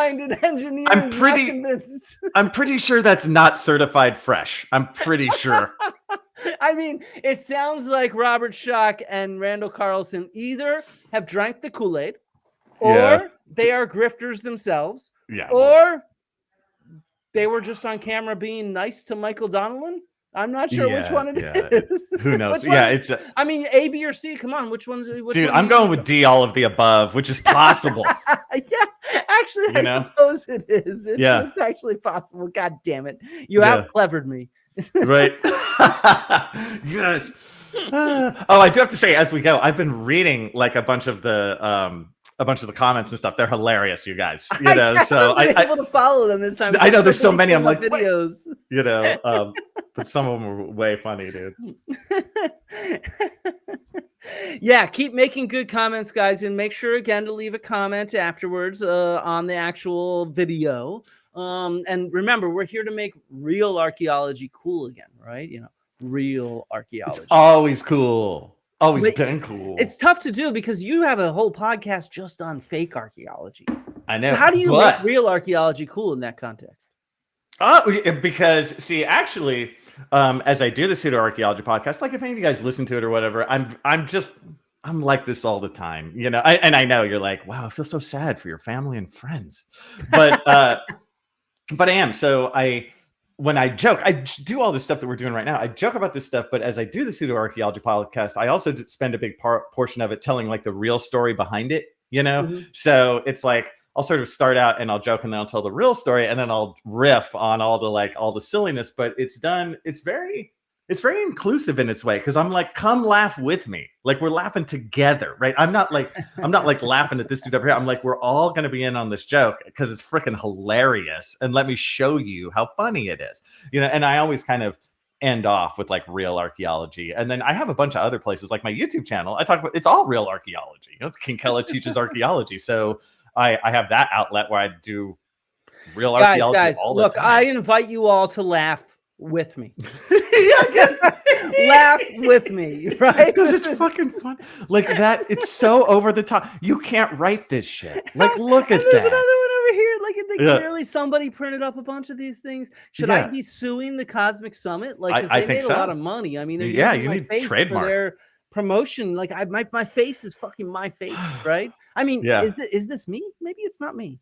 Maybe it's Rand Dibble instead of Flint. I know. Do you think it's Rand Dibble? They changed a few whiskers on your face so they could get through copyright. I mean, this guy has a big beard. This is if I like grew my beard big and had sort of half blonde, half white hair and weird soulless eyes. Yeah. Rand Dibble has soulless eyes. I know. Some of these guys too, you know, just in terms of, again, I'm an archaeologist and I've done the whole thing and I've worked in Belize for years and years and years. And I've done, like, if you want a cliche archaeologist, I'm pretty close. But I also have a bit of a arena in my past in like drama and in like improv comedy and this kind of stuff. And I know you're like, oh, shocking. But I do take I'm shocked. I know, but I do take Robert shocked. Yeah. But I do take presentation seriously, right? And so like if I'm going to do a presentation, I'm going to do things like control my hair, right? That's something that like you just do in presentations. And sometimes when I see some of these like these people on these shows and like at this summit, I want to yell at them with like the big Santa beards and stuff. I just want to be like, control your hair, like show respect to your own audience. Don't come out in like jeans and a t-shirt and flip-flops. Like I'm not saying you need to dress up in a suit, but give me, you know, control yourself for the presentation. And they just, I mean, every time I see it, I'm like, about that. I'm a scruffy motherfucker, so but I don't care as much as you do. But I don't. I mean, and again, we're here. This like on a podcast is different. We can sit in our jammies and it's no big deal. But I mean, like on an actual presentation where people are paying that kind of money, like they're paying that kind of money. Someone I would paid just several grand to hear this fucking shit. If they're paying me that kind of money, I'm gonna like hook it up some. Yeah, I'm gonna show that I care about the audience, you know. And some of these guys do. Like when you look through the cast of characters, some of them do. You know, they do like set themselves up, but others, I'm just like, dude, give me, you know. And that would also go further to making their claims seem more serious with what they're doing. Who the guy who made the movie, you could tell he was like, you know, presentable and nice. And I'm not here to say it needs to be some, I wear Versace. It's like no. Anyone else you've seen that you think that we've seen so far? Actually a decent number of them. The other guy who got real mad in the video, he was Jay Anderson. Yes. Jay Anderson well, was because he's good at putting on that show. He's like that posh British dude, But that is part of it. And again, if you look through like the cast of characters, when you look at speakers, like there's a decent percentage of them that are like, oh, at least I'm here to present. And some of the others are just like, dude. It would go a long way for those guys just to have people believe their bullshit, to at least present like you seem like you know some shit. Graham Hancock totally does this. He dresses as an archaeologist and or professor, right? Yeah. In fact, many people think he is a professor or an archaeologist. Like Joe Rogan recently just called him an archaeologist. Yeah, but I make that point all the time. Graham Hancock looks more like an archaeology professor than I do, and I'm the real deal, right? I just wear a slightly different. I just show myself slightly differently, you know? Yeah, I know what you mean. I think it's important to present yourself to some degree in the right way, especially if you're trying to grift. You got to have that appearance, right? Take a note from the grifters. You know, like if you're going to be a con artist, you got to pull that con off in the right way. Take a note from Huckleberry Finn when he meets the grifters. It's like they're all dressed up. You know, it's like it's never changed for the last 150 years. Yeah. Get your grift on, friends. Grift correctly. Get the grift on in the right way, you know. And I think don't be lazy. Maybe we need a little bit of Graham Hancock. So why was Graham Hancock not at this event? What do you think? Oh yeah, I think that he is. Well, I mean, I know some of the past bits and bobs about that, where there was stuff underneath it all about almost like copyright and who can present what when and this kind of stuff. But no, not that at all. I don't think it was. I thought there was some of that. He was supposed to be at last year's comic summit. That's what I mean. And he pulled out. So did Jimmy Corsetti. So some of the actual text behind the scenes came out. So they pulled out for two different reasons. So all right, one of them pulled out because he was worried about the grift. There was somebody there that was trying to sell free energy bullshit. And one of them pulled out because they were worried about the grift and the con reflecting badly on them. The other one pulled out because they were not given first-class flights. I didn't know. Which one's which? Yeah. One's Jimmy Corsetti, one's Graham Hancock. Oh, I would say by the way. Jimmy Corsetti's got to be the first-class flights. Right? Is that am I correct? Gotta be. Got it right. And then Graham Hancock's the other one, because underneath it all, Graham Hancock is no fool in terms of the griftorama, and I think Graham Hancock really wants to distance himself from these tools. Because I think even Graham knows he's like I do my thing, but these guys are crazy. There was this guy there last year called Malcolm Bendel. And this is famous in the Joe Rogan verse. Malcolm Bendel and Randall Carlson did an interview with Joe Rogan, and it's the only Joe Rogan episode that was never released. Because I guess Rogan's lawyer told him, "Hey, dude, this free energy shit, it's like a fucking con, and you're gonna be in trouble for saying this stuff. Somebody's gonna get conned, and then you're gonna get sued." And so here, this news story is from 2024 Cosmic Summit. At the Cosmic Summit, a proliferation of conspiracy theories, distrust in institutions, and a yearning for the truth. June 20th, 2024. And ancient lost civilizations, sacred geometry, UFOs, cold fusion. That's the Malcolm Bendel bullshit. Alien technology, thunderstorm generators even. They had thunderstorm generators there last year. I want one. And me too. I can get out of work some days. At first blush, none of these things appear to have anything in common. But at Greensboro's Convention Center in mid-June, these ideas, most of them controversial, found a home at the Cosmic Summit. I watched on in utter fascination and mild horror as Sam, my husband, laid face up on a massage table, covered with a plush cheetah print throw, and two glass cones buttressing the ends, looking not unlike giant bongs. That's these things here. Yep. You might pack and smoke something out of. The glass containers filled with amber light as he closed his eyes, much like Ashton Forbes' energy ball bullshit. Plasma orb. The booth run by Clowley Roang of Therapy Tech was situated at the front of the ballroom, where the second day of the Cosmic Summit was held. Yards away, the main stage was a man touting the influence of sacred geometry. Randall Carlson. Yeah, I know. Sacred geometry is something that looked like a spiky Mad Max-esque wheel cover. Roang whispered in Sam's ear, "She told me to focus my awareness down to my cellular level." That's Andrew, hard. While I say this, can you focus your awareness down to your cellular level? I'm trying. Everybody. In one sense, I'm always trying Everybody in the audience, close your eyes. Think about the Okay. cells that exist in you. I hate biology, Did though. you know that your body generates 3 billion new cells every day? I can feel it. I think I can feel it, Flint. Right now, you have like 1 million of them popping into existence. It's like, I got energy, man. I got new life. I Brim it in am me. one. I am one with the universe, and the universe is one with me. And as you think about your awareness down to the cellular level, where a perfect version of me is imprinted, perfect vitality, perfect energy, perfect health. She told me to imagine that perfect image and command my cells to embody it.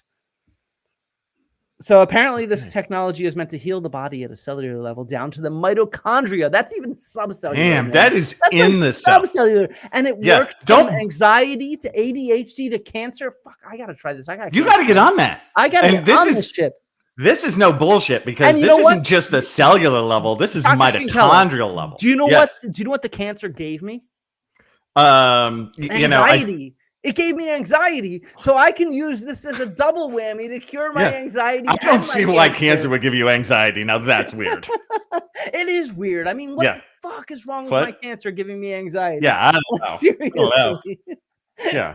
And these two glass containers are called plasma tubes. So they're the exact same thing as Ashton Forbes plasma orb, which he uses to teleport. So you can teleport and connect on a mitochondrial level with the same technology. This is kind of cool. And guess what they produce? They produce a conjugate field.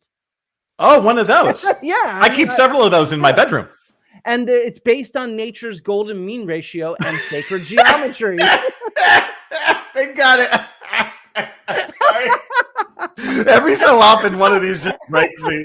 That's so fucking stupid. Oh my god! A quick look at the Therapy Text website gives a little more explanation than what you provided in person. Complex words like negentropy and symmetric coherent wave fields litter both the page and our conversation. To the layperson, it's a classic word salad. Ooh, those some fools. Of the same thing. They haven't changed this in a year. What the fuck? To the intellectually curious and open-minded, as the Cosmic Summit would describe its followers, it's potent, delicious Kool-Aid. So, Andrew, if one of these people is correct, do you think it's this one? I'm sorry. I'm just thinking of potent, delicious Kool-Aid. I don't know what you said. So here we go. A stacked cast of speakers ranging from Malcolm Bendel, the creator of the thunderstorm generator, to Robert Schoch, a geology and geophysics professor, who we're going to move on to next from Boston University, and Randall Carlson, who calls himself a renegade scholar. I want to be one of the. I ride motorcycles. Does that make me a renegade scholar? I think it does. The price to attend, it's gone up a little bit. $485 last year for the two-way day pass, all the way up to the $25.92 Anunnaki pass. Such what a did deal. It cost this year? I think that's it. It was very close. I think the Anunnaki. $25.92, same thing. Oh, so it's the same price. All right, it didn't go up. Again, such a deal, dude. In these times.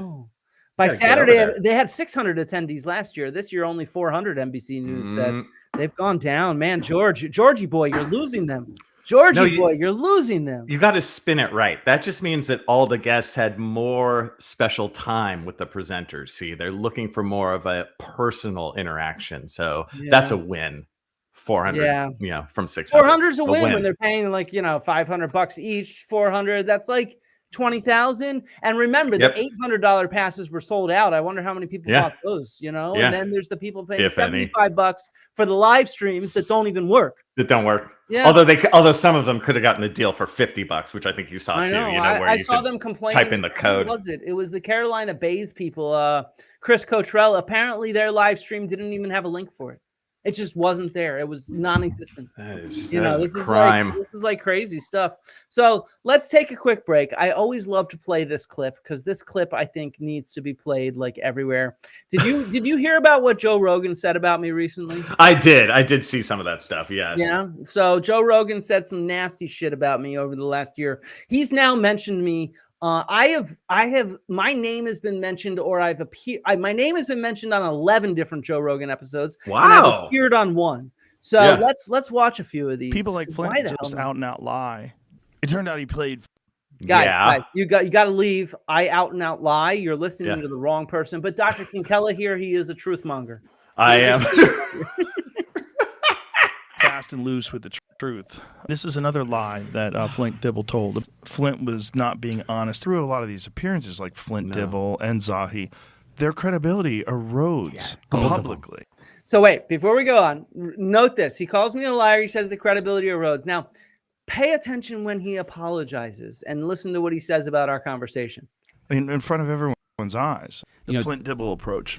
That guy embodies what you don't like about academia. You see him physically, he embodies it. Like it's like that's what it is. It's these weak men, these weird, kind of bitchy, weak men. Sometimes you say things because you're just talking, and then you realize, like, God, that other person's going to hear that. I did that recently, and I'd like to apologize to this guy. There's this guy named Flint Dibble, who's an archaeologist, and I said he attacks other archaeologists like Graham Hancock. I attack archaeologists like Graham Hancock. I have felt attacked this whole time, basically. I know. What's interesting is Graham Hancock's very clear saying he's not an archaeologist and he's buddies with Joe Rogan. Yeah. Why do you think Joe Rogan thinks he's an archaeologist? Jeez, I don't know. I mean, maybe it's the suit. Maybe it's like the Oxford accent and like, you know, he presents at UCL all the time, you know? Yeah. And what I also find funny is, Joe, if you want to apologize to me, you have my email. You can apologize to me. Like, you know, like I can't get there right now because I'm on cancer treatment, but maybe in the future I could get there and you can apologize in person.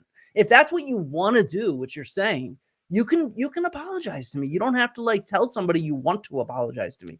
You can actually do it.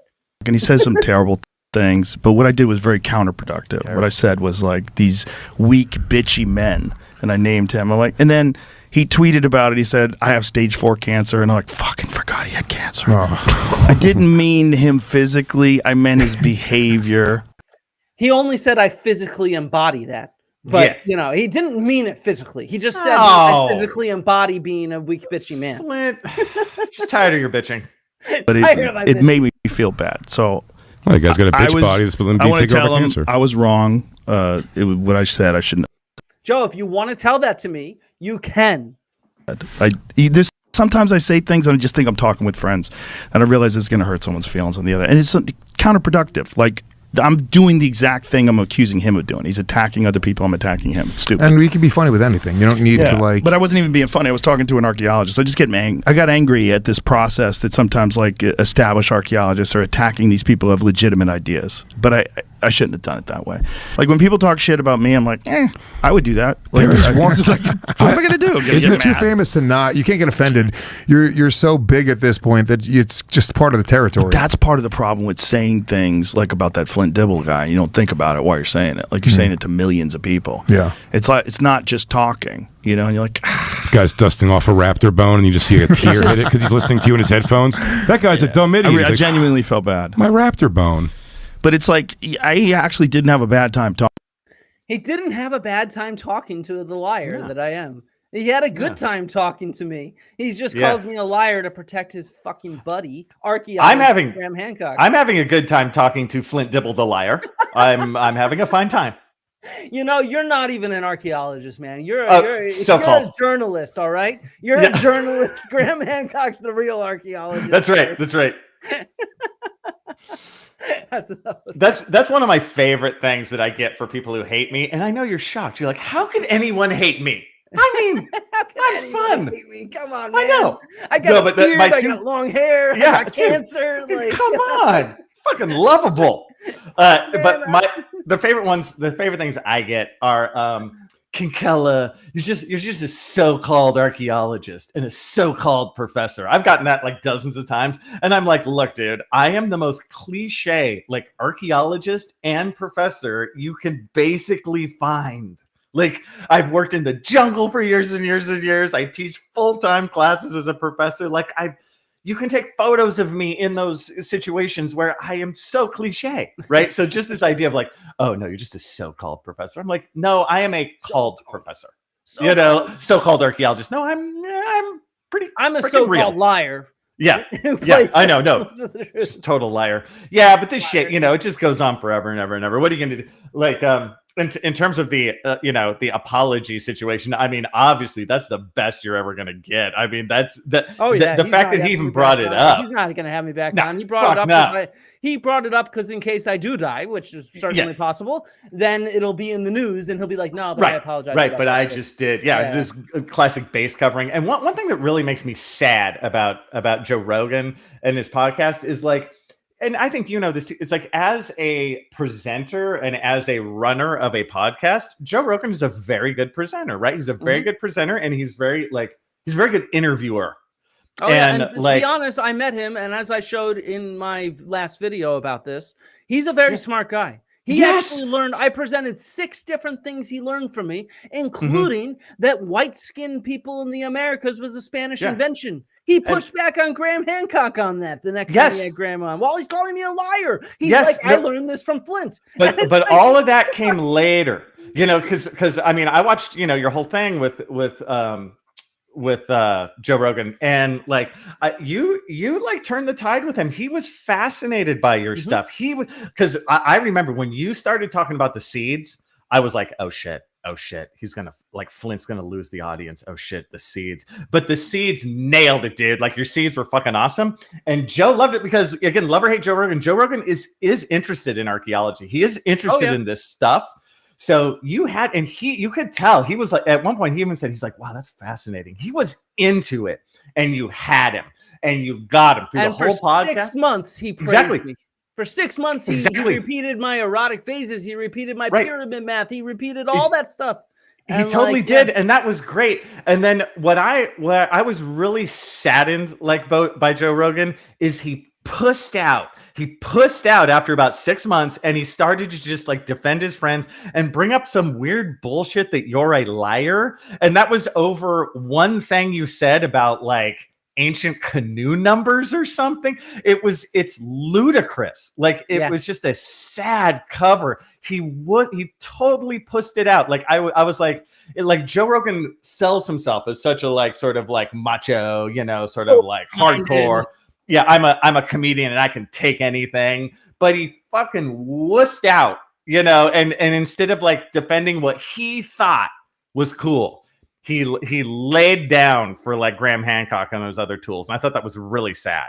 And he broke the truth among comedians. He totally did. Yeah, and it was so obvious because after like praising me for 6 months, he has Graham Hancock on, and without Graham even needed to say anything, they opened the episode by saying, the last time you were here, we had this debate and Flint played fast and loose with the truth. Yeah, no, you didn't. Just starts off, it was just like there was a whole staged thing to smear my character. A total conscious choice.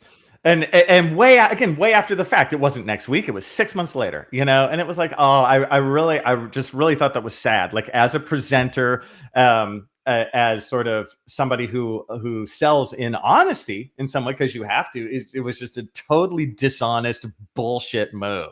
He jumped the shark. Yeah, he totally jumped the shark. He totally jumped the shark. I have to say is it's clear that a lot of his audience sees that. So for a long time after the debate, I got regular comments on social media and YouTube saying, wow, you showed me how full of shit Graham Hancock is.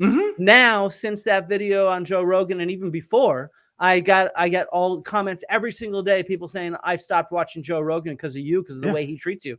And it's like, it's just total like bullshit, the way that he's so transparently dishonest in what in calling me dishonest. If you see what I mean. Me showing up with like 200 slides and like just saying real shit backed up by evidence. It's like, to me, it is his jump the shark moment. It totally is. It's like, because you have to have a bond of honesty with your audience. Both of us know this, and I gotta block somebody. He broke it. I don't fucking truck people that are like talking shit in my chat. Fuck off, Drew. You're always gonna get that stuff. It's like, but I gotta keep it as supportive as possible. So no, of course. So here we go. No. This is something that Joe Rogan learned from me. This is one of my. I came up with this, by the way, while fucking recovering from my stage 3 cancer before it was stage 4. While on huge doses of Percocet, I came up with this. This was the Great Pyramid seems to be speaking to the earth, and most mysteriously of all, if you take the height of the Great Pyramid and multiply it by 43,200, which is a precessional number. Well, dude, just like the Egyptians. You get the polar radius of the Yeah, Earth. one of those if you numbers. measure the base perimeter of the Great Pyramid and multiply it by the same number, you get the equatorial circumference of the Earth. So we have a monument that is perfectly aligned to geographical north, and that encodes the dimensions of the Earth. So I was watching him on some podcasts doing that same math, and I was thinking to myself, I'm prepping for the debate, and I'm all like hopped up on fucking painkillers because I just had surgery, and I'm like, man, how the hell? And so I'm like, maybe it's because he's doing this in meters or feet, and if I change, and I'm like, no, and I did the math, and I'm like, it doesn't matter because it's all just multiplication, so it doesn't matter which units it's in. And there's some like article on in the Skeptic Inquirer about this, and it just like goes through so much complicated stuff. And then I started to say, can I do this with other shit? And that's when I hit the crack the code. You can do this. Find this elsewhere. So I went to my own backyard, the Parthenon in Greece. And the Parthenon has 46 inner columns plus 23 outer columns for a total of 69 columns, which I think is a pretty cool number in and of itself. You got 69. And then you can multiply 69 by 576,000, which is also a precessional number of 72 times 8,000. And you get 39,744,000, which is 99.17% accurate to the global circumference of the Earth. And kind of my point here, though, is that this will work for everything because you have such a large number. Everything. So let's take 420. We all love 420, right? So you just do this backwards. Shocking. You take the polar radius of the Earth, 6,356,000, divide that by 420, divide it by our precession 72, and you get the solution to this problem, which is 210.185. Let's round that to 210, which is pretty cool because that's half of 420. And then when you do it in reverse, 420 times 15,120, which is that precessional number of 72 times 210, and you get 6,350,400. It's 99.91% accurate, more accurate than the height of the Great Pyramid. So every time you smoke a joint, you are connecting with the Earth mathematically. The reality is that math is there to find relationships between numbers. And so we can go and find those very easily. So I didn't get to actually share this. I didn't say this. This is something that I pulled up, which is Terry Pratchett in The Great Pyramid of Sort on page 61 says, this pyramid was made of 1,003,010 limestone blocks. Its height plus its length divided by half its width equals exactly 1.67563. Or precisely 1,237.98712,567 times the difference between the distance to the sun and the weight of a small orange. The reality is, if we work them out, I'm saying that we're always going to find mathematical relationships between such numbers. Yeah, that makes sense to me. It made sense to Joe Rogan. It made fucking sense. I like this comment in here. I smoked 69 joints in the morning. I know. You know, I took the height of the pyramid I found most recently, and I multiplied it by 3.14, and I divided it by 3.14. It was the same number. It's crazy. It was. No. Don't tell everyone that because it was just. It's fucking nuts, man. No, I did it with a bunch of numbers actually, and I chose 420 and 69 because they were funny. What I found out is you could do it with any 2-digit number and almost any 3-digit number, and you could get it with 72, which is the precessional number, to equal the circumference of the Earth or the polar radius of the Earth. It always worked because it's these small numbers. And you round them off till they get to the big number, and it's just like it just always fucking works. It's like, you know. Yeah. All right. Let's get back to the Cosmic Summit, I guess. Enough about you, okay? Yeah. We had to get some Joe Rogan and Graham Hancock in there since Hancock pulled out because these con artists are too much of a con artist even for him. Yeah, you know? He knows, dude. He's like, Graham Hancock is no fool. He's like, fuck, these guys are too beyond me. Like, these guys will fucking drag me down. I mean, if Rogan won't even publish that episode with Schock and Bendel, George Howard, though's like, let's get them over here, man. Let's get them over here with the thunderstorm generators. All right, let's have some fun. Let's go. So, all right, the one person, if there was one person at the Cosmic Summit who actually has some expertise that is somewhat relevant to what they're talking about, who would it be? Let's see. One person who has some expertise. Sorry, for what? Some actual education and expertise that is somewhat relevant to what they're supposedly talking about. Who would it be? Someone who has degrees and like field experience and like teaches at a university and like in a related topic even. I forgot. Sorry. How do you not? You run the pseudo archaeology podcast. I know. You're supposed to. Wait. Randall Carlson? No, he's the renegade scholar, you piece of shit. I thought he actually had some geology shit going on. I knew he wasn't. Says Mark Young. No, dude, Mark Young got kicked out of his PhD. See, this program. is hard. This is hard. Mark Young, by the way, who we're not making fun of because there wasn't enough stuff of him publicly available. Mark Young was until a few months ago or 6 months ago or a year ago, I don't know when, he was a PhD student in geoarchaeology and he got kicked out for like failing his exams or something like that. So no, he does not have actual expertise. He was kicked out of his PhD department. And you know, George Howard, he was like, Mark Young is going to be the first cosmic archaeologist with a degree. Oh, yeah. And he's not. That's fuck harsh. Mark Young. I feel bad for him. See, now I feel bad. I don't. Mark Young got on fucking live YouTube and told people to call my job to fire me. His excuse he did that. was, Yeah. Well, his excuse was, you want to know why he told people? He said, it's not actually going to get Flint fired. What will it do? What would happen if you had 1,000 emails to HR about you? Yeah. What would HR tell you to do? Just be a pain in the ass. Like be a pain in the ass. Right. That's the main thing. That's what he said. He said it would be a pain in the ass, and therefore they'd tell him to shut the fuck up. Yeah. Direct quote from him. So talk about cancel culture. Yeah. Their goal is to silence us. But back to who's the one real guy? Robert Schoch, man. Oh, okay. Yeah, he's got a PhD in geology. Yeah. Sorry, I failed. Some of his ideas are geological. Yeah. I failed this entire podcast. I'm sorry. You failed this podcast, man. I got all the other questions, but you had to give me one that I let's see. Schoch. So point out in this presentation, this is the presentation he gave, I don't know, like 48 hours ago or so. Tell me how much geology you see here. Rongo, you have something very similar on the side of the chair. So basically it's all setting. It's essentially what we call a symphony in stone. It's saying we become the sun. Is symphony in stone a geological term? Dan Fallu, you're in the audience. Dan Fallu got his PhD in geoarchaeology from Boston University. Dan Fallu, have you ever learned about the geology of a symphony in stone? He probably didn't because he didn't take the right class. Let's see. Rongo, you have something very similar on the side of the chair. So basically it's all setting. It's essentially what we call a symphony in stone. Wait, Dan Fallu also put something in the chat. Supposedly Mark quit his PhD program. I apologize if I got that wrong. I have no idea. I thought he said on Twitter that he got kicked out, but maybe he quit. I don't remember. It could be, you know how this goes, Flint. It could be kind of like where things weren't going to go forward, so he could quit. Before I get accused of defaming Mark Young's character, I want to say that maybe I misspoke, and I do not know the details into how Mark got quit or kicked out or whatever. Either way, he's no longer in any way a credentialed person.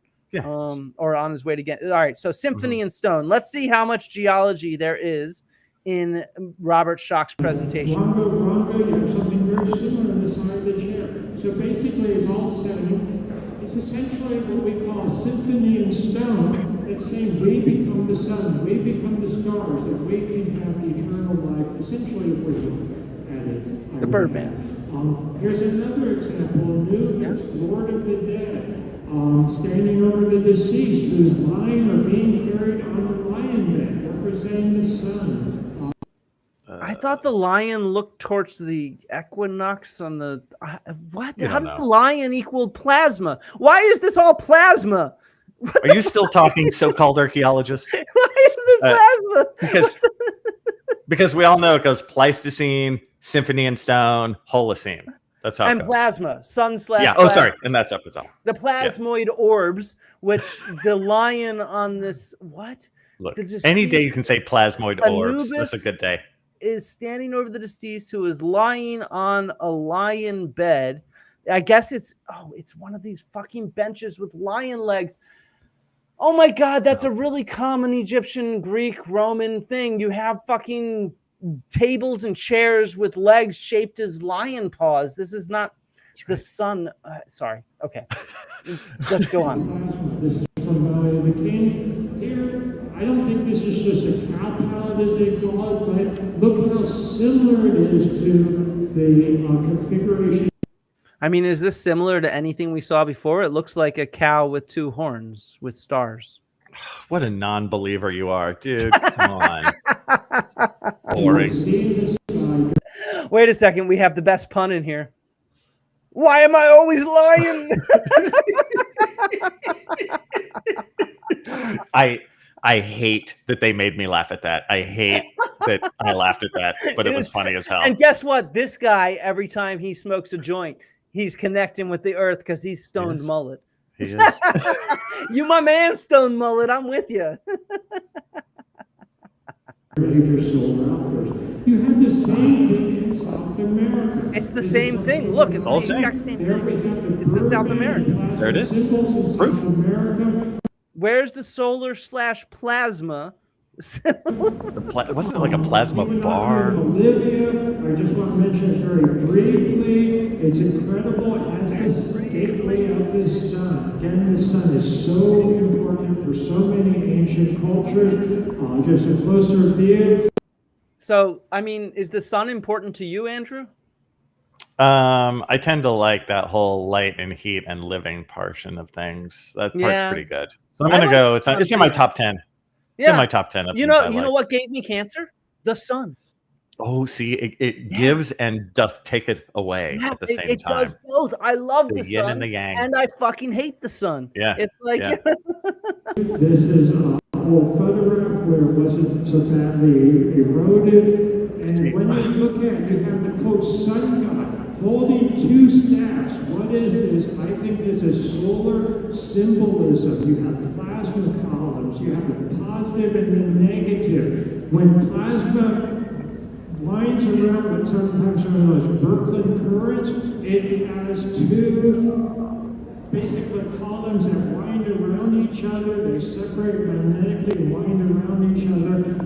This is a stylized version or rendition art, I think, of basic plasma physics. There it is. The Birdman and plasma columns. I knew it was a plasma bar column. Yes. Dude, I think that's a geological term, plasma columns. So how much geology was in that? So much geology. I mean, he had the symphony in stone. I guess that's the plasma columns. I know. See, every time he comes on, then I become sad again. Now I'm sad yet again, right? Because it's just like watching that's painful. You're like, oh, dude, stop. You know, but teaches at fucking Boston University, that's a great university. He teaches geology. Yeah, like, that's horrible. I found this fantastic tweet about this presentation, guys. So, guys, this is really special. This is really special. So this is Robert Schoch. Oh, no, wrong button. No, I hit the wrong button. Fuck. Here we go. This is Robert Schoch presenting. Here is Jay Widener, 37. Robert Schoch's keynote speech last night at the Cosmic Summit was one of the most amazing speeches I have ever heard. To have a real scientist speaking openly about these subjects is incredibly exciting. If you really want to understand alchemy, I suggest you watch the speech.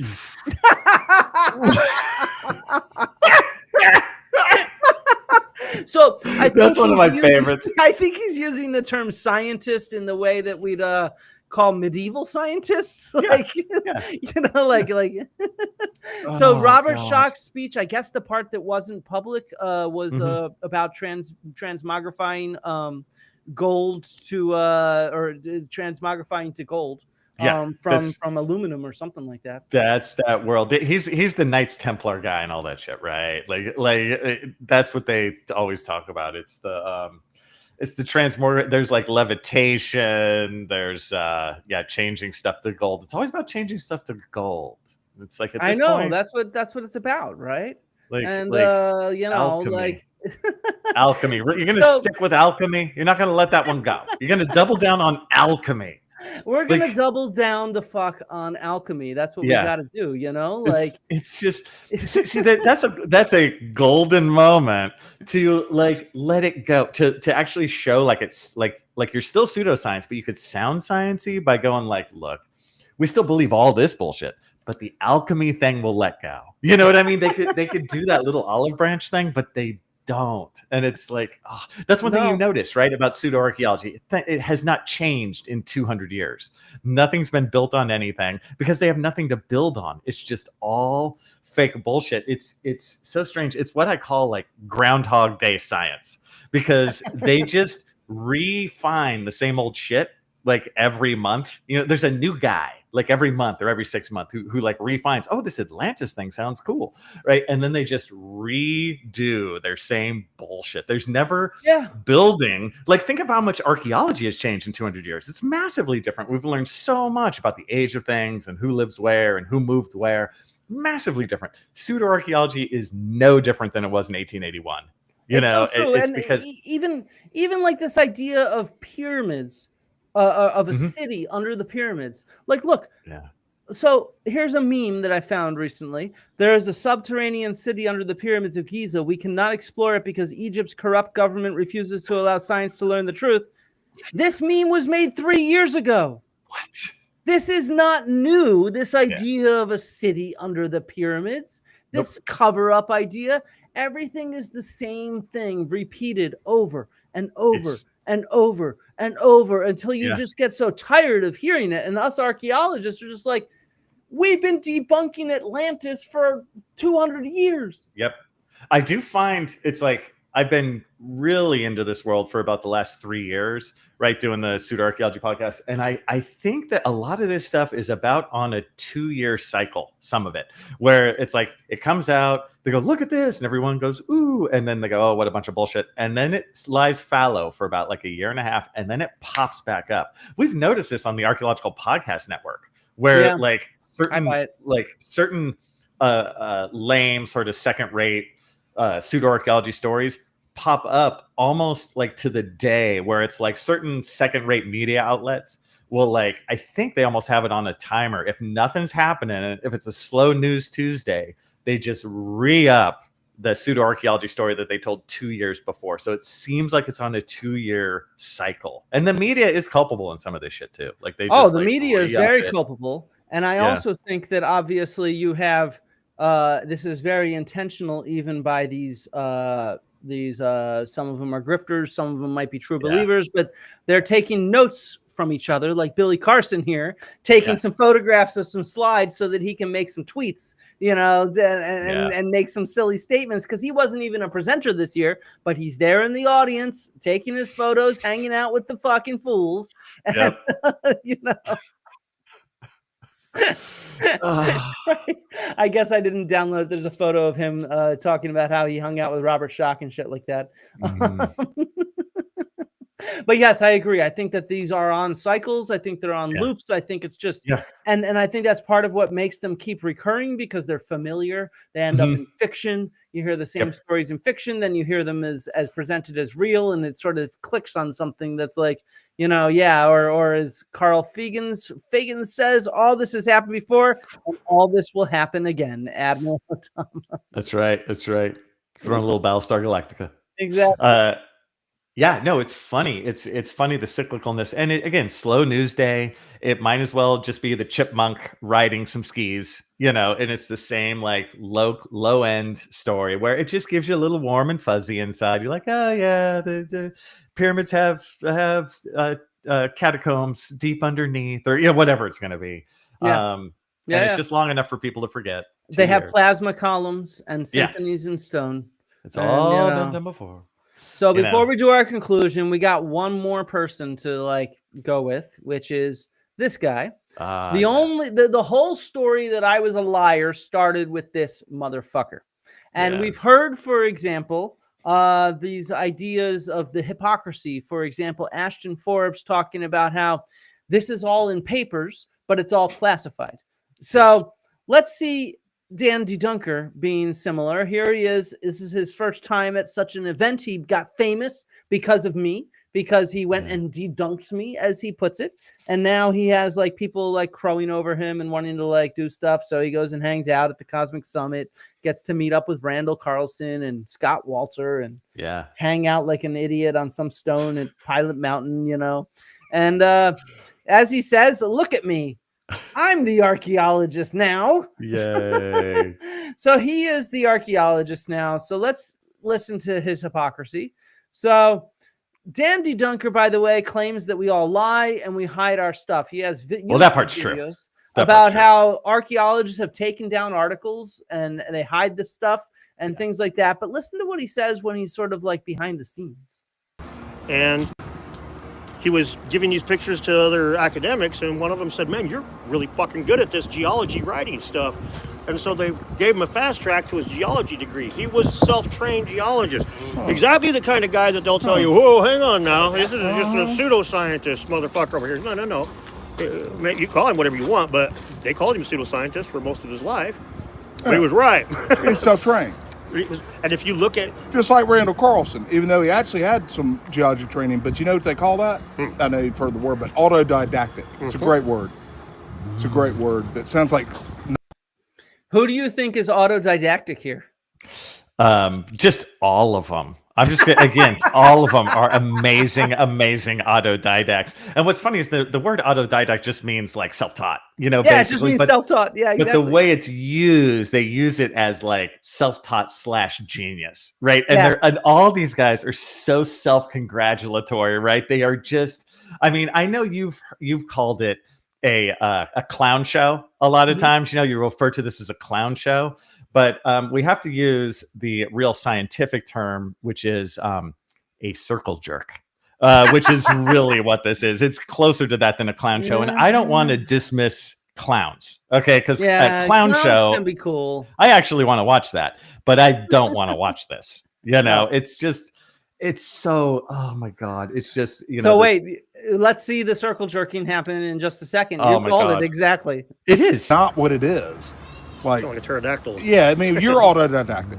You're actually one of the most autodidactic people I've ever. You're one of the most autodidactic people I've ever encountered. You got so much autodidactic. Learn how to speak autodidactism. Jesus Christ. I'm like 2 beers in and I'm like autodidact, man. Autodidactic, you know, like I can pronounce shit. You're just double autodidactic.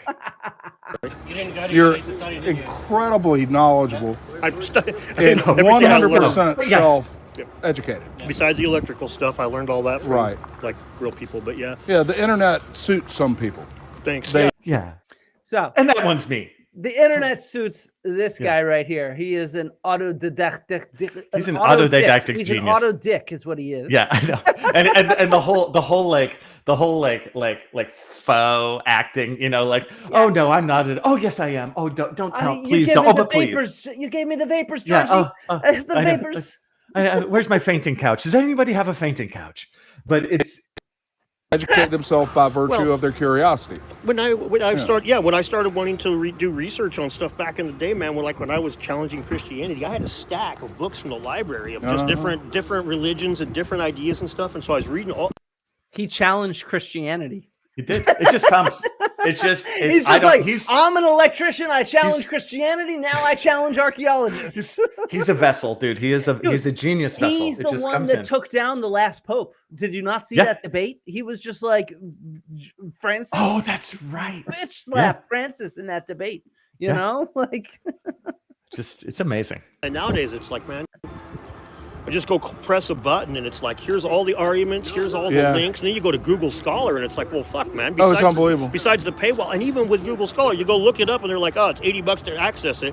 Go Google that exact same thing on Google proper. It'll be, there's the paper for free, like 80% of the time.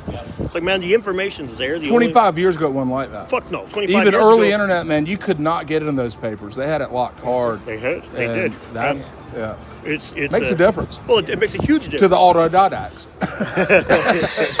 Good point.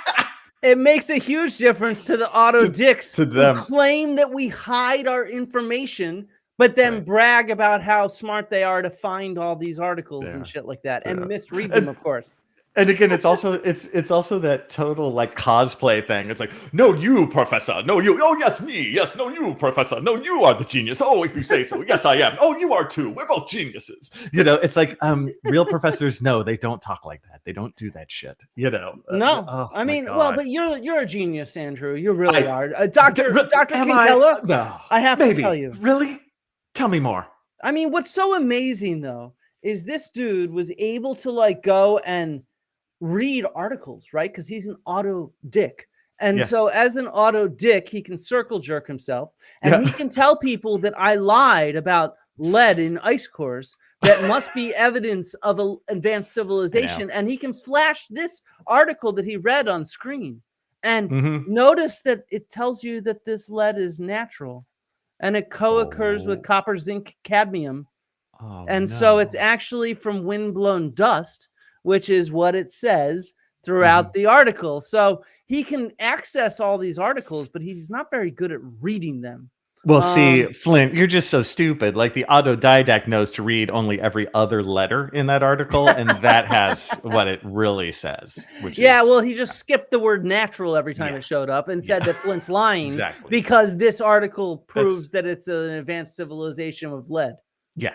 That's what the autodidacts do. Sorry. That's what they do. That's how it goes. Exactly. That's how it goes. I just wish you were smart enough to understand that, but it's sad to watch you wiggle like this, Flint. You know, you just. I wish. So what I love is look, Georgie boy really likes this auto dick, and so not only did he invite him to his conference, he actually put him on the main stage. So like any conference, this had multiple stages, and there was the yin room, the yang room, and the main stage. And Dan got top billing on the main stage. And look, he's like, look at me. I'm the archaeologist now. Do you see him talking to anybody? Is anybody why you gotta be so you're so hurtful, Flint? My God. I mean, like, look at this. I'm not hurtful. Rob Wright is hurtful. I know. Only one guy showed up for Dan Richards, and he'd rather watch his phone. Yeah, I know. It's like clip your photos, dude. Dan Richards fucking talk to. We have photos in the yin room. This is the yin room over here. This is the yang room over here. We have people there, right? And notice that, like, you might say, oh wait, maybe there's people in the back rows. Well, notice that in these rooms, most of the people are in the front, right? You know, people like to go up front so they can be close to the action. And here's Jay Anderson. He's got like one person there. We sort of already saw his room was empty. And here's Scott Walter. Here's Armando May. They have a crowd. Got people. But here's Matt Bial. He's got a crowd. But Dan Richards ain't got shit. No, look, he is so important that all those people are in the fourth dimension, and you just can't see them. But that is a full room. You know, you know what? They might not be people. They might be plasma. Exactly. Well, a bit of both. He takes all forms. So I got one more video. We're gonna have to put this on mute because we can't really hear him. But like, this is him. Yeah. Look at like the people who just walk through and leave as he's talking. It's like there's like this guy. I mean, we can try to listen to this, I guess. And he's scientists, by the way, don't live up to Carl Sagan, and tried to get some subtitles for this. It didn't work very well, and it's just he's really dressed up too. He's really dressed up for the show. He's like you. He's putting in some real effort. That's why people showed up. That's right. Wait, let's go over here because I just love watching the people just like walking through. Like they use his lecture hall, the main stage, as like a hallway to walk through. It's like just look over here on the right, and you'll see what I mean. It's just like it's so pathetic to see this. All these people. Oh, come on, sorry, we got to kill some time while we wait for this because I don't want to fast forward and miss the people walking through his lecture instead of sitting there. Dude. But he's living his best life, dude. Like you know. I know he's an auto. He hit the lottery. So you know what auto means? It means self, right? So in a circle jerk, what are you doing? You're doing stuff to yourself, right? To your dick. Why, yes. So there's someone walking out. There we go. We got one person that's like, fuck this shit. This is what an auto dick is. Auto dicks join that circle jerk, as you put it. Yes. Again, it's a difficult term to deal with, but it is true. It is the correct term. The auto die dick. I even at one point I looked up. I was like, kinder ways. I let AI tell me like kinder ways to say circle jerk. Somebody walked in. Yeah. What's she gonna do? She gonna do it? Oh. She's just walking through. Oh.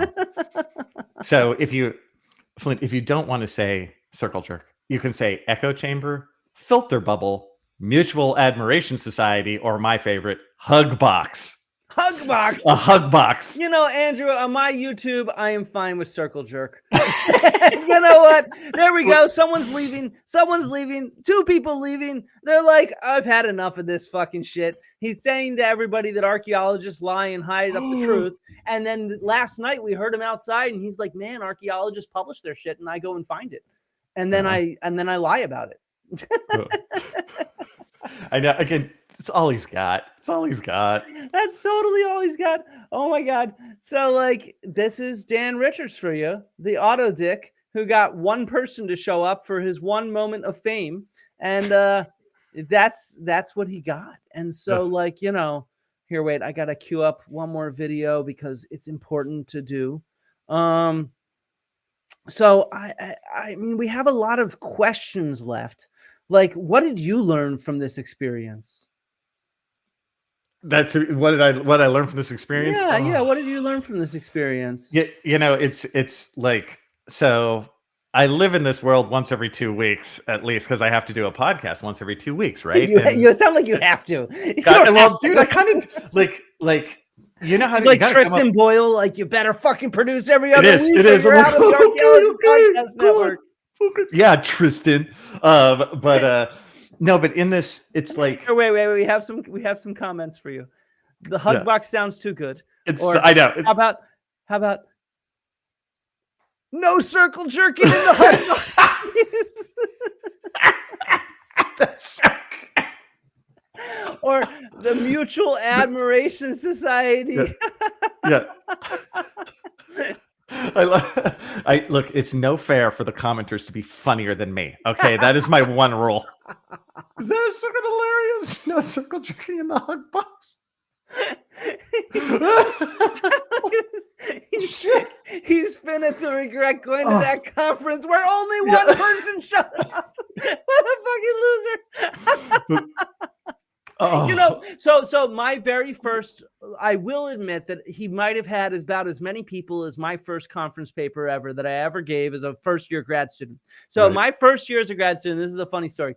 I went to this regional conference, the Classical Association of the Midwest and South, and it was in Minneapolis. And I got put into this session that was from 8 to 10 p.m. It was after the grad student happy hour where all the grad students got free drinks. Screwed. And I went 6th of 6. I was 6th of 6. And the fucking moderator was like a 70-year-old retired dude, and he just fell asleep. And so everybody just went as long as they could without being cut off. And it was all grad students except for the guy before me who was a professor at some UNC, some small UNC. And he was supposed to give a 15-minute presentation. He gave a 45-minute presentation. I hate it when people do that shit. How in ancient Greek, the word phonos should not be translated as murder. It should be translated as homicide. Oh, good. And I'm like, I don't know the difference between murder and homicide in English. And so I'm sitting there all fucking nervous. I finally got on at 11 p.m. at night. And it was literally 15 people in the room, basically the other presenters and my friends. And that was it. And it was just after that, I never had any fear of presenting because it was who the fuck cares? Yeah, no, exactly. And that's great. For me, I was lucky on the other side. As I said before, I had a decent amount of drama experience. And I was on an improv comedy team at the end of college, my college. So, which was very similar to Whose Line Is It Anyway? So I did that. On Friday and Saturday nights. So I had shows. Speaking of a biker gang, we did a show once for a biker gang that was so freaking scary. I'm we're just gonna get murdered. I've never left a stage faster. It was so freaking. These were real bikers. This was no bullshit. And they were just sitting there we think we're gonna kill you. Oh, these bikers at the AIAs in New Orleans were real fucking bikers too. The real deal. Like... But I'm so happy for those experiences because now presenting for archaeology, I'm like, this shit's easy, you know. So, but we've all had those. We've all had those rooms where there's barely anybody there. But you know, it is the truth of always play it like it's Carnegie Hall, no matter what. It's I don't know, man. people. I'm a big deal. I couldn't make it to the SAAs last time, and there was standing room only for my video that I sent in. Yeah, no, which is good. At least you did something, you know. But back to the question when somebody asked, you know, like did I learn anything from this? The one thing I noticed overall looking at this, the Cosmic Summit specifically, is what I said before of the cosplay aspect of it. That never really went into my head so much until this time, where I'm like, they are playing us. They want to be archaeologists so bad, but since they're not, and since they never put the effort in, they're taking the easy way out and they're cosplaying and they're talking like they think archaeologists talk, like they think professors talk, and it's so fake, you know, and weird. And it's one thing if you're like cosplaying like a Civil War battle or something, because the Civil War is over. But if you're cosplaying an archaeologist, you're like, I'm right here. There's a real guy in the next room, and I can tell you, you're just full of shit. It's the oddest aspect of things, but and this is why we call it pseudo archaeology or fake archaeology, because even if they don't claim to be archaeologists, they're still playing at being archaeologists. And that's they play at sounding and acting and being like scholars. Yeah. Which like they think scholars are, right? With weird jargon and the whole thing. Yeah, exactly. Which is, to be honest, if we want to head back towards the beginning so that we round this out in like a nice little plasmoid orb. An orb of plasma, if you will. Orb of joy. A sphere, a circle, whatever. A circle. When you look at this, it's like, I've discovered there's a subculture of people that carry around realistic babies and act like they're real babies. How did I discover this? Well, there is currently an expo going on at my hotel. Herds of women strolling around these things, feeding them, swaddling them, the whole 9 yards in public. Is this as disturbing to you as it is to me? And I want to be really clear, just to prove that this guy is talking about being at the Cosmic Summit. Here is another tweet from this guy. Quarter Black Garrett, same dude. Cosmic Summit has begun with my fucking face on his head, right? He runs a big podcast. He runs the podcast with fucking Nerdrotic and those fucking assholes. Oh, right. And so let's see what we can learn about this whole baby thing. So I tracked down a YouTube channel of somebody who does these babies. She actually designs them and sells them and stuff like that. So here's her explaining about them. Was basically saying why don't people that have reborns just adopt? And I'm always nervous when I go to like check the comments on articles about reborns, because obviously like the general public, we give us a lot of hate, and usually the comment sections are full of people just being really mean and horrible and saying awful things about these dolls. And yes, there were a couple of comments like that, but the vast majority of comments that I was seeing, especially like all the top comments, were people saying like, it's completely ridiculous that people are equating adoption with a doll. Like, having reborns is a hobby. It is nothing to do with like having a real child. And people were like saying like, I should stop targeting women that are collecting these dolls. And I don't know, it was just like a much nicer comment section than I have experienced in the past. So I was really pleased by that, and kind of gives me hope that maybe like the public perception is starting to shift. And the other thing I think that, so it's clear that this is just a hobby to her. She makes these dolls, she sells them. It's a hobby. It's a hobby like anything else. And these people that we've been going through, as we see, what they do is they belittle us and they sell things that don't exist. There's a hyper-realistic baby convention going on here, and everyone is walking around with them acting like they're real. Anunnaki stuff is downright normal by comparison. Is it? Is it really? That's a low bar though, dude. I gotta say, it's like when it's between the fake babies and you can't make the fake baby bar. You're pretty far down. Sorry, Ashton. You're full of shit. You've already been fucking exposed as full of shit. Everybody at this conference is cosplaying and full of shit. And then we got to end one last time. We got to hear from Georgie Boy. We have to hear from Georgie Boy. Let's see if this is true. Cosmic Summit is the world's premier gathering for those interested in heterodox history. We gather the most interesting speakers in the world for the most curious audience on Earth. The Cosmic Summit is meant to be a mix of credentialed scientists and speculators. The scientists help provide credibility, and the speculators help provide communication. And that's. Did that happen? Did the scientists provide credibility? Did Filippo Biondi and Robert Schoch provide credibility? It was just so credible that I'm still like processing it because it was so amazingly credible. So yeah, I think I'm gonna go with no. I'm gonna go with what's so funny is it's like the opposite of what happened. It's like first they don't have real scientists there except one old guy. I feel bad for him, and then a bunch of other like just grifters. That's the other thing I got. Besides the cosplay aspect, just how much grift, how much fucking selling is going on this thing. Everything's about sales, and we can say we all understand that like if we have a YouTube channel or whatever, you need to be like, please like and subscribe, but this is just over the top and just the grift and just the like coldness of the grift underneath it all. Like they don't give a shit. It's just money, and it's sad. And if I was somebody who went there as just somebody who bought tickets, I would have been totally bummed because the presentations sucked too. Like I'm sure barring what they're talking about, their presentation style fucking sucked. They were boring.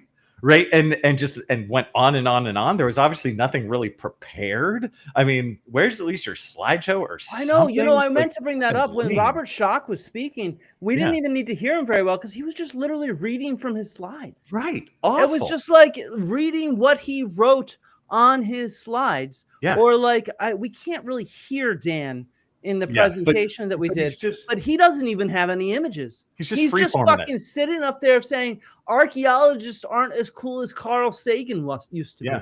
That's like what he's saying. Again, it's like have respect for your audience. Have respect for your audience. There's no respect for the audience in this shit. It's just a crappy money grab. Boring. Like for those that missed it, the speakers may suck, but the subwoofers are amazing. It's a reference to this. I can't believe you're even able to show that at this point. That is highly classified. Professor Evan of Southern Slavery Uncovered, which, by the way, everybody should go check out his YouTube channel. He's trying to share, real history of the Civil War and shit like that. He just asked, how much did these tickets cost? There you go. Evan, this is how much these tickets cost. For 1 day, $265.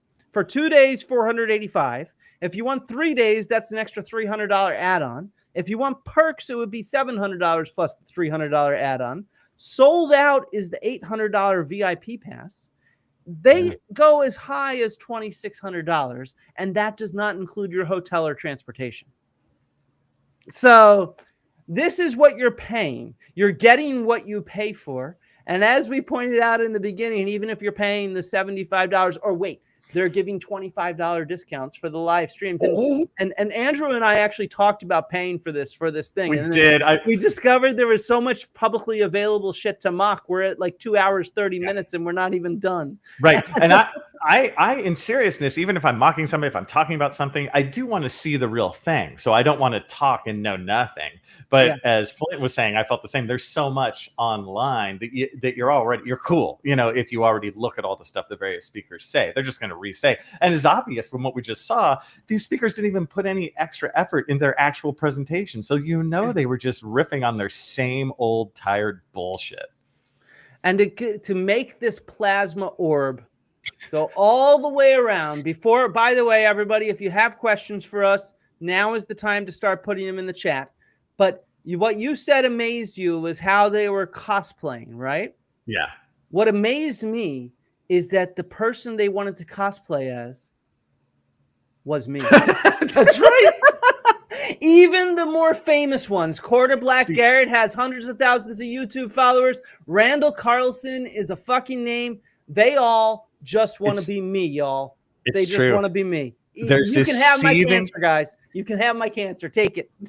There's seething jealousy underneath it all. I swear to God. And I never really, I kind of knew it, but I didn't know it, until you really watch and you're like, it is the explanation. They are fucking jealous and just, again, dying to be us, but they're not. And they're pissed at that.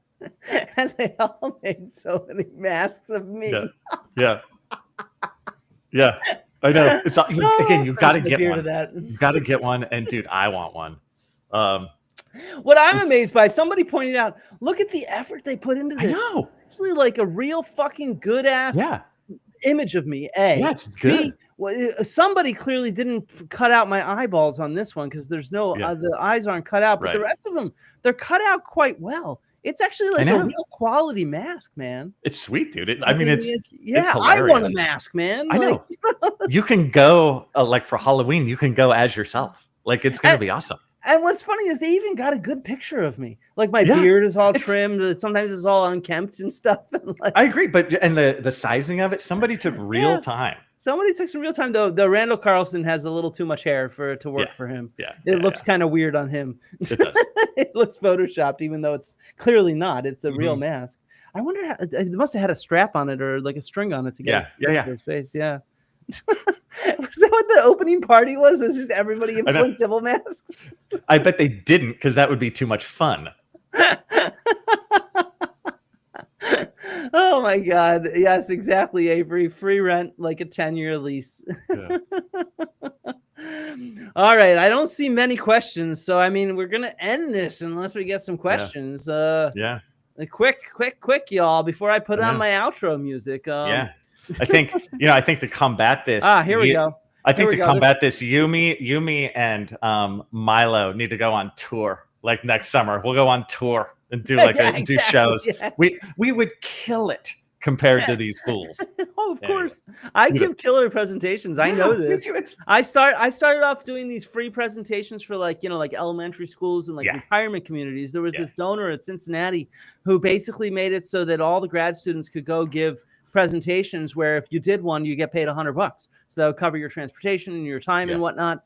And so I remember one time, this is when I started getting good at them, like my 15th or 20th or whatever. Yeah, I went to some retirement community and so the retirement communities are always easy. Like, cause retired people, they just love like the picture show of like travel. Cause that's what I present. I present my travels and like the archaeology I do abroad. But like what I was amazed by was there was some staff. There was like this 18-year-old dude who was working there and like sweeping the floors, and he was watching my presentation. His shift ended in the middle of my presentation. He went and he changed out of his clothes, out of his uniform into his normal street clothes. And then he actually came back and finished listening to my presentation. And I was like, yeah, man, I know how to give a fucking presentation now, like those are the good days. That's what makes it all worthwhile. When people are genuinely curious and interested in real archaeology, it's so great. Yeah. I agree. So, all right, on a scale of 1 to 10, how do you judge this group of weirdos on the cringeometer? Don't be too generous. I'd say 10 is really cringy. 1 is not very cringy. Yeah. I would say relatively cringy, and it depends on the person. Like some of them are just sad. Where you're like, aw, but other ones are like really, really high. I would give the worst kind of like an 8. Like they're pretty high. Some of this is pretty high, and I think even some are even at a 10. I think. Yeah, there's 1 or 2. But the one guy who wouldn't fly on the plane or whatever, like that was freaking weird. He's like, man, I don't. There might be a dude that works on fucking microchips on the plane. I ain't flying on it. Like that's the one guy who I don't want to fly on a plane with. It's that guy. Because like he was just such a weirdo. So he might be like pretty high. But like I'm going relatively high on some of these guys. And I think even in pseudo archaeology world, the Cosmic Summit is like pretty weird. It's pretty high on the weird scale. Just in weird world. It's weird. One of the things I was thinking about is all the fucking conferences that these pseudo arcs go to, they're all related to astroarchaeology. Mm-hmm. So like it's like the conference of the procession, it's like the CPK or whatever it's called. And they all, and like the Cosmic Summit, why do none of them call themselves like the pseudo archaeology? I don't know, the alternative history conference or something like that. They don't. They all have like aliens and astronomy and like shit like that in there. Yeah. And This point by Hypagon is good. They put more effort into the mask than the whole convention. True. Which is so true. True and sad. Like, it's like, what are you doing? So, okay, this is to me, but I'll let you go first. Which person do you most dislike in this self-taught circle jerk? Oh, God. This is the toughest of all questions. I think... I don't interact with this person all the time, but I think I'm going to go with Dan just because of some of the shit he said for you. And he's such a fucking sad poser. Like of the ones there. Again, some of the other people are just sort of sad, but he's just a real fucking jerk underneath it all and just a piece of shit. Like, and it's just sad, like and gross. Like, I don't want to hear from that guy. I don't want to interact with that guy. I'm like, you go do you, and I just don't give a shit. Like, I don't even cover his stuff. I don't even make fun of him because I just don't give a fuck. He doesn't have anything other than like hatred towards scholars. Yeah, and it's like really, it's gross. And it's so weird because like for the first year he tried to cosplay as if he was in the middle and got along with both scholars. He was like reasonably friendly with me and other people on Twitter. And then after the debate, like, I guess I like made it clear that they believe that their fake babies are real babies, and meaning they believe in Santa Claus. And so he just like went mask off. He took that Flint Dibble mask off and just revealed his ugly face. And like, so yeah, I mean, I don't really dislike any of them because they're all just grifters. Like, I don't have any personal opinions on any of them, but I agree with you. I think he is the cheapest of them all because it's just pure anti-intellectualism. And like the reason nobody showed up for his talk is because he doesn't actually have any ideas on where Atlantis is. He just, all his videos are about how archaeologists lie. Like, did you see the one where he talked about the new discoveries in Egypt and it was titled Egyptologists Lie? And it was about this tomb in Saqqara. And he's like, man, the Egyptologists are lying because they put out two different narratives in the public about this tomb, and both of them are so different. So one of them must be a lie. It turns out he misread two different articles. One of them was about a tomb in Abydos, and the other one was about a tomb in Saqqara. Right. And he's like, they're lying to you. Yeah, but see, it's just ultimately with people like him, it's just not worth my time. You know what I mean? It's and I agree with you where the question is like, which person do you most dislike? I agree with you too. I don't dislike any of these people, honestly. And I honestly like wish them well in their personal lives. I dislike them all. I dislike them all because they're all lying and misrepresenting our field, and they're stirring up hatred towards us all. But I just think what they do. I know it's true, but I just think they're again sad, like sort of pathetic individuals underneath a lot of that stuff where they don't really have anything to say. They don't really do anything. One thing I joke about for my like YouTube channel or my podcast or any of that stuff, sometimes I don't post for a while or whatever. And I'm like, you guys, I have a day job. I have a real job as an archaeologist. Like, I got to do the archaeology shit, right? Like I can't I'm not a social media presence like all the time, you know, because there's students waiting to have their midterms graded, dude, you know? So it's like you and I have real lives. We do real things. Somebody like Dan doesn't. Yeah, exactly. No, they don't. And this is what they've become. This is how they make all their money. And that's why it's just a fucking grift. Here, wait, I'm trying to star all the questions that are good questions. I don't understand what they all are. Let's see. Okay, I have 4 questions here. Why are the scholars that are independent researchers, some of which don't have degrees, that have published legit peer-reviewed articles not brought up to disprove the grifter's narrative? I've brought up some of these. I had Jesus Christ. I had on Bob Schneiker to debunk some of Robert Schoch's stuff, and he's a geologist, but not like somebody who does geoarchaeology. I've had on a bunch of different amateurs, and I mean, you know, we got into an argument on Twitter once with D. Dunker about there's a real hairdresser that published an article with art historians and archaeologists about Roman hairstyles. And so she's a great example of someone applying, you know, their amateur specialties and whatnot to archaeology and working with specialists to do that. And so I think this is an effective way to debunk this stuff. And I think that I work with volunteers and amateurs all the time. Yeah. And they're very I think that's something that the general public a lot of time doesn't understand. We work with a ton of like independent researchers or like volunteers and certain people who know a lot, you know, about certain areas, be it archaeology, be it something else like hairdressing. Like the first person I went to when I had some I was wondering about some of the Maya potsherds, right? The Maya pieces of pottery that I had. And on campus, there's a ceramicist. So I went to the ceramicist professor to get his take on the sherds, because why not? You know, yeah, he doesn't have an archaeology degree, but he knows a ton about ceramics. Yeah. So it's like you use whatever you can. And Dan brought up that Janet Stevens is the name of that hairdresser, by the way, who published the stuff. And yeah, we work with I work with amateurs. I worked with a French hairdresser actually who came to my lab in Athens when I had a postdoc in Athens, and you know, like that was phenomenal stuff. I've worked with so many different amateurs, and it's what we do. Yeah, it's great, and they provided a slightly different perspective, and it's awesome. And that's another thing I think people might not understand. We like working with these people. It's just it's a nice. Sometimes even on the archaeology crew, it's a breath of fresh air when this new person comes in. Something new to talk about, something new to have a little fun with. Yeah, exactly. In fact, somebody notes that they've been told as an environmental science student they can be on a team with almost any kind of professionals. The most scholars work very well with amateurs and stuff like that. If you're interested in doing volunteer archaeology work, contact local museums, contact local universities. There's no one size fits all. You're going to have to get in touch with local stuff, or look on archaeological.org, the AIA website. They offer opportunities for volunteers that are abroad as well. Yeah, exactly. Or this person brings up, remember the story of the guy who was hired to help move and assemble observatory parts, who stuck around and ended up becoming an astronomer. You know, this is part and parcel for stuff. I've worked with many scuba divers over the years, because some of my research is in the cenotes in Belize, right? And these are like sort of small lakes, deep sort of natural lakes in the jungle. And so I've worked with many scuba divers, and they aren't archaeologists, but they're great to work with, and I learned so much from those guys. Yeah, I've learned a lot from the students and the amateurs that I've worked with as well.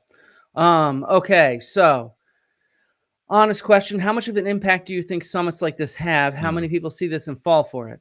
I have an answer, but you can go first. To me, I think they kind of come and go. I don't think they do a whole ton. I don't know. It enables the social media people who run this to have an extra thing to talk about for a week or two. But I think it just sort of like comes and goes, and nobody cares after like 2 weeks. Yeah, to be honest, I think these summits are not about impacting ordinary people. I think these summits are about profiting from those who are already in believing of this stuff. And so these actually hit very few people.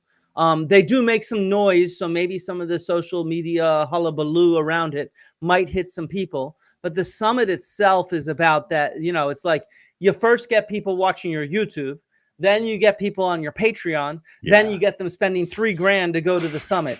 Right. And so that's how this kind of thing works. And I mean, to be honest, the same thing is true for legitimate scholars. You first give public talks that are for free, and then you sell your book, and then you give a talk that people need to pay $100 to go to. Like I'll be presenting at the New Scientist Festival later in the fall and shit like that. I don't make money from it, but I mean, I make a couple $100, but the tickets though go to the organizers and shit like that. And so, same thing. I don't think Dan Richards makes a ton of money from this kind of thing, or Robert Schoch. They get publicity and they get to connect with super fans who might then get on their Patreon and all that kind of shit. So yeah. Will I do a collab with Milo on his Atlantis video? Maybe, if he reaches out to me. I have a series of Atlantis videos I'm working on, so they'll probably overlap a little bit, though I have my own take because I'm writing a book on Atlantis. I'm so glad you're doing that. You guys are doing that. First, because it's cool, and second, because I can't stand Atlantis anymore. I don't know. I just reached my last fiber. I'm like, I can't. I mean, I the reason I started doing this is I realized I have a weird background that fits in Atlantis between my Paleolithic background and my Greek background. Greek archaeology and Greek history, because I read fluently ancient Greek and I've worked on Paleolithic. So it's like there's very few people with that background, so I'm very well positioned to be able to debunk Atlantis in a real way. That's and awesome. Present what we really do. Yeah. I'm writing a general little book on pseudo-archaeology in general, and I'll do a little on Atlantis, but Atlantis is tough because there's just so many tendrils to it. You know what I mean? You know what I mean? Like, it's very hard to tell a quick, easy sort of story. Like Atlantis was this, then it was this, then it was this. It's like this guy said this, and then this guy said this, and then they didn't do it for a while, and then this guy said, it's very convoluted. Yeah, no, it is. And I mean, in the end, even Ancient Aliens, because of all, like what we heard Robert Schoch talking about, where this stuff in South America was reminiscent of this stuff. It's all called hyperdiffusion, right? And so, old school classic. let me see if I can get that meme. Here we go. Let's show this. This is what hyperdiffusionism is. It's basically, as Professor Bill Farley says, it's this thing looks like that thing, which is just like this, which is, since pyramids look similar, they must be the same stuff. Just because there's representations of the sun in different cultures doesn't mean those cultures are connected. It means they all lived above ground and saw the fucking sun. And also, in that image, they've obviously found a really genius baby. Yes. How did that very baby much genius baby? This is David Anderson, by proof. the way, who created this meme. And got to give credit where credit's due. But the point is this baby not only understands how to build pyramids, it can build a corbelled arch. Amazing. Which is like fucking cool as shit. Amazing. For those that don't know what corbelling is, look it up. This baby has mastered corbelling. Yeah. It's just, yeah, exactly. Every so often, man. Again, one of them will get me, and I have like a laugh attack. There it is. I saw a quick question in the comments. Andrew, what's your favorite dig you've done? The short answer is just Belize. Like the times I've spent in Belize. I've worked in California and in like one or two other states. I spent a summer in Germany. I spent a summer in Guatemala and Mexico. But like, working in Belize on the ancient Maya is for me kind of coming back to mother. It's where I did my master's and my PhD. It was the very first field school I was on. So ancient Maya in Belize is my answer.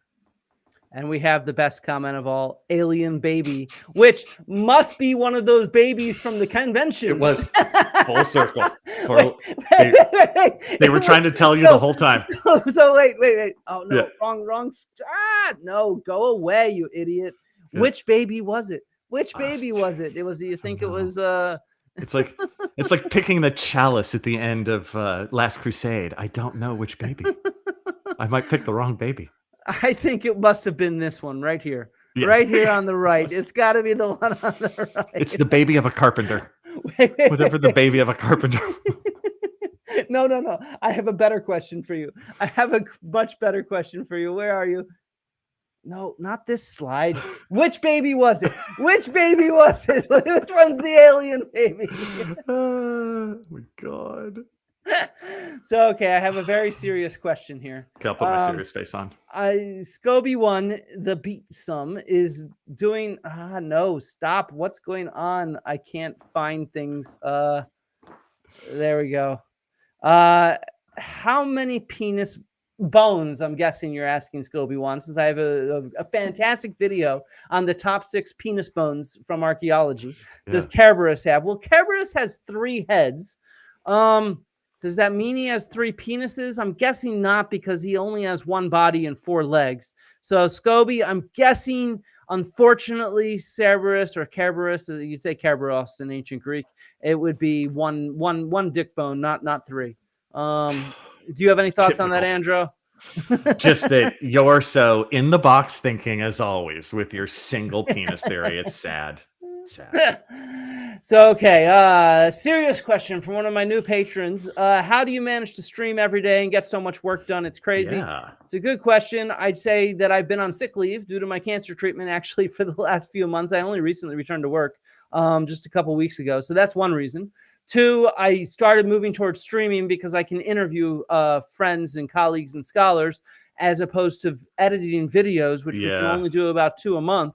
Maybe 1 or 2 a month. First of all, I don't do the video editing and graphic design for this channel. My wife, Yonita Martini, who's also an archaeologist, we met in grad school. She's our video editor and graphic designer. I do the live streaming and the interviewing. And so interviews are actually quite easy. Preparing for this stream, on the other hand, was difficult. This took a lot of research. As Andrew knows, I had a folder filled with clips. I didn't even show them all. I also had a folder filled with images. We didn't show them all. And we narrowed them down to the best of the best of the best of the crazy, of the circle jerk. Yeah, that is true. It's like when you want to have a decent podcast or YouTube channel or whatever, I always say it has to have steel in the walls. And so it's like, all the stuff I do, even like, and you too, even though sometimes, especially for me, I'm sort of lighthearted and I'm joking, I know what I'm talking about because I did do some research before. It's either stuff that I knew from just a long time before because I'm an archaeologist, or I also brushed up, and be ready. I always have like a bit of notes, with me, just like bullet points and stuff to talk about. So my point being, it takes time behind the scenes to have any kind of show that has some sort of steel in the walls. Yeah, I agree. And to be honest, I mostly try to just rely on my expertise. I have a wide breadth of expertise and experience. Yeah, I've excavated like you. I've excavated in 10 different countries on sites ranging from from 40, 50,000 years ago all the way down to a few hundred years ago. And so I mostly just rely on my experience when I have guests on.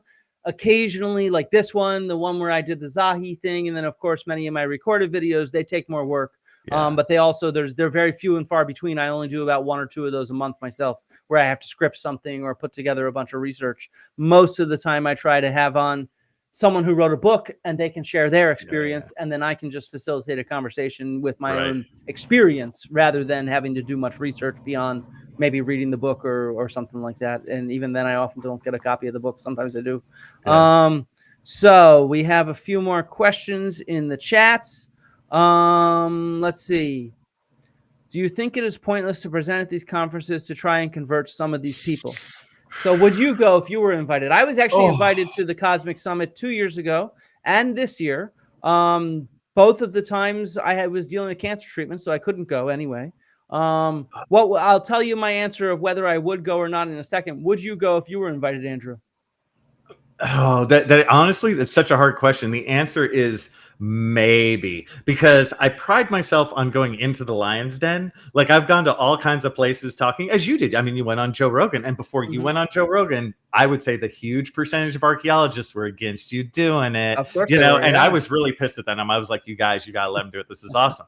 So it's like I'm my off the cuff answer is sort of a shallow yes, but I also would be, I'm almost kind of like Graham Hancock in a way in this moment, where it would depend on how much are they using me just for pure grift and corruption? Are they making serious money just off me? I do enjoy talking to what I would call a hostile audience, though. So I would go in and I don't try to convert. Like, you don't want to be like, I'm here to convert you. I just present my archaeology and go, isn't this cool? And then I'll be like, oh no, I'm there to convert them. I'm fine with doing that. But I find that the better way to convert is not through saying I'm here to convert you. You just go, I don't know. I think the better way is to say this. I tend to think my whole approach is, look, I'm treating you like adults. Yes. If you want to believe in Santa Claus, that's fine. Right. I don't give a shit what you believe in, but believing in this shit, to me, with my experience and expertise, is akin to believing in Santa Claus. Here is why. And so, that's all I'm trying to do. And I think that's why I made a difference, because I didn't approach it, I think, in how most debunkers do it.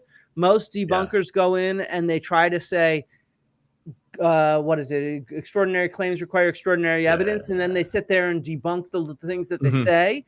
Or they go in and they sort of say, I don't know, they try to do the historiography of the stuff. And then people say, well, who cares about the history of the ideas? You're not talking about what's there. And so what I wanted to do was instead go in and teach what real archaeology shows and why that's mutually exclusive of this idea. Yeah, because that's the reality. I think you and me are on the same page. We're on the exact same page. Yeah, I was just talking about it slightly differently, but I do the same thing.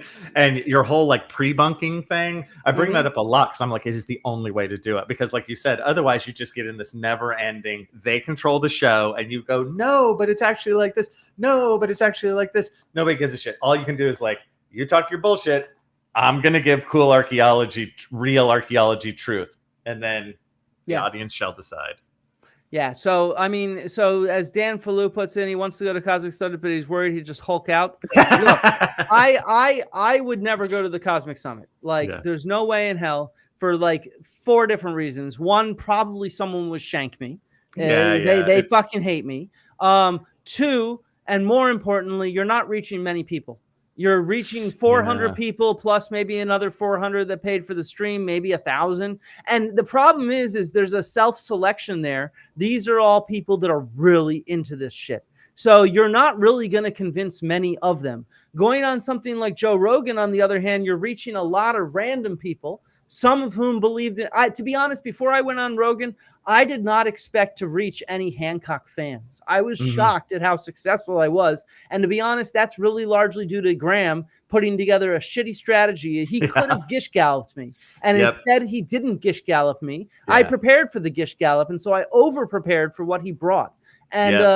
And so instead, he just went in and was like, "Wah, they're being mean to me." And that just bad. Yeah, that just failed miserably because he put in a poor showing, which means he lost fans. My goal was to hit the random people that were tuning in. Of the millions of people, most of them aren't Graham fans. Most of them are like, I don't know much about archaeology. Maybe I saw Hancock's show and it was kind of interesting, but that was it. And so, those were the people I'm trying to reach. And so it actually went much better than I thought because I reached a lot of Graham fans. Yeah, that's a great point. Yeah, and so that's why I would never do the Cosmic Summit. You're not reaching anybody, and you're reaching the true believers in a real hostile environment that's even more hostile than Rogan. And so, Right. Yeah. Okay, so we still have questions coming in. The best thing Hancock has ever done is expose Joe's audience to Flint, Dibble, and real archaeology. Good point. I had to share that. I had to. It's true. No, but it's that is very fair. So, any good channels about Chinese antiquity? Ooh, that's a tough one. I don't. So, David Miano's channel just did a whole series. He went to China and showed a bunch of archaeological sites in China. So that's the one that I know of that has a lot of Chinese antiquity. I don't know of any others. Let's see. Sarah, you always ask about textiles after hearing me talk about sheep and stuff like that. Sheep are the most common fiber producing, but hides can be used from any kind of animals like goats and, cattle and hunted animals. But fiber like wool, wool was not even, wool that could be spun was not even developed in sheep until like 1,000 years after they were domesticated. So ancient DNA is one of our key sources for that. But that's all I know about. Andrew, this one's for you. What are your thoughts on the myth of the lost city of Z? I love Lost City of Z. I've done a whole podcast on it where I'm so tired of like Atlantis and I can't deal anymore because I've been destroyed by Atlantis. Lost City of Z is a great story. Now the short answer, of course, is no. There's no like super huge Lost City of Z and none of that. And Percy Fawcett was so weird but so interesting. He went on his last expedition when he was like over 50, and this is like over 50 years old in like 1925. Like that's old, right? So and he goes down, he goes with his son. At the end, of course, they all die. It's really sad, but it's interesting because there's aspects of what Percy Fawcett did, especially on how he kind of ran his survey underneath it all. It gets kind of technical, but he was very ahead of his time in some ways, and just in terms of how he went through the jungle. And and I always like to joke to my students, it's like if there's any movie, people ask like, oh, what shows, what archaeology movie shows like real archaeology? I'm like, if you watch Lost City of Z, just them carrying all their shit and sweating through the jungle, I'm like, that might as well be an image of me. Like it is the closest in terms of just the look and just the sweating. So I love the story, but it is intermingled with pseudo archaeology, and it gets messed up because it is true that there are settlements in the Amazon, and it's true that there are settlements that are where LiDAR has been really cool with some of the new settlements found in the Amazon, but they're not like huge pyramids of gold or something. Like these are more sort of like village size, smaller, still awesome and still definitely worth checking out. I think it's super amazing, but so that's where the Percy Fawcett Lost City of Z story sort of hits that middle ground. It's interesting. I also recommend the book is cool too. It is. Yeah, I agree. It is very cool. I did a recent podcast with the Movies We Dig podcast. Oh, yeah. Movies We Dig are they're archaeologists that critique movies, and I did it on the Lost City of Z, and I put the link into the chat on your episode on the Lost City of Z. So there's lots of good shit out there. Cool. Someone's asking me how I'm doing and feeling. I just finished my 4th induction dose. My doctors have hacked my immune system so I can tolerate the fact that I'm deathly allergic to the medicine I'm on. I will get my first CT scan soon, though the side effects are starting to wear on me. I've been very fatigued over the last week, but it is life. As you can see, I still am able to perform when I need to. I'm doing okay. I'm going to produce a documentary. I need to get my CT scan results in a couple weeks, but I'm going to produce a documentary called Science Biohacked My Cancer. And my oncologists and the nurses that were there that saved my life when I had an allergic reaction, and all of them are on board to appear. In fact, that's why I filmed that scene in the hospital after Joe Rogan insulted me. It was because I was filming stuff for that documentary. People are like, why'd you bring this shit to the hospital? It's like, because doctors are saving my life, and I'm a science communicator, and I want to communicate that we can trust this kind of medicine. Yeah. So expect sometime probably in the fall. Yeah. I think that's great. I'm so happy you're doing that, dude. Not so happy about the situation, but super happy about that you're doing that, because what I've found too in the whole science communication thing is sometimes when you have something that happens to you that's not necessarily archaeology at all, the audience really loves it. Like I did one, a friend of mine committed suicide about 2 years ago or so, year and a half, and I did a podcast on it, and it was fresh, and I just talked about, he was one of my close friends in Belize, so I could talk about the archaeology stuff, and it was one of talking to my students as kind of one of the most impactful podcasts I did for them, because I was asking, what was your favorite podcast by me? What do you think? And a lot of times they're like, the time you talked about your friend, and I'm like, because it's archaeology ain't everything. So I think that your journey through that could be so impactful for others, so I think it's awesome, dude. You got to do it. But look, let's just be frank. I have stage 4 cancer. We have no idea what that means right now. We'll find out more about the prognosis over the next couple months. But thankfully, due to modern medicine, my initial prognosis without medicine would be I'd be dying right now, in the next month or two. The medicine is clearly working. I had a lump on my shoulder. It is gone, completely gone. So, now what's going on inside me? That's where we need more scans, and I'll have 2 over the next month or 2, and we will see what's going on. But right now I have full optimism the medicine is working. It's just a question of how much it's working. Is it just buying me time, or is it going to actually cure it? We don't know yet. So Meat Eater, you say, can I play a clip where Graham is fuming about how people won't listen to him anymore? Can you please share this where he says this? Because I'd really like to find that clip. Another big video I'm working on very slowly is a deep dive into Graham, and that clip will be really useful. So Meat Eater, share with me somewhere in the Discord or YouTube or something where that clip is, because I'd love to see it. I'm sure I could find it on my own. Sabina notes that I gish galloped him.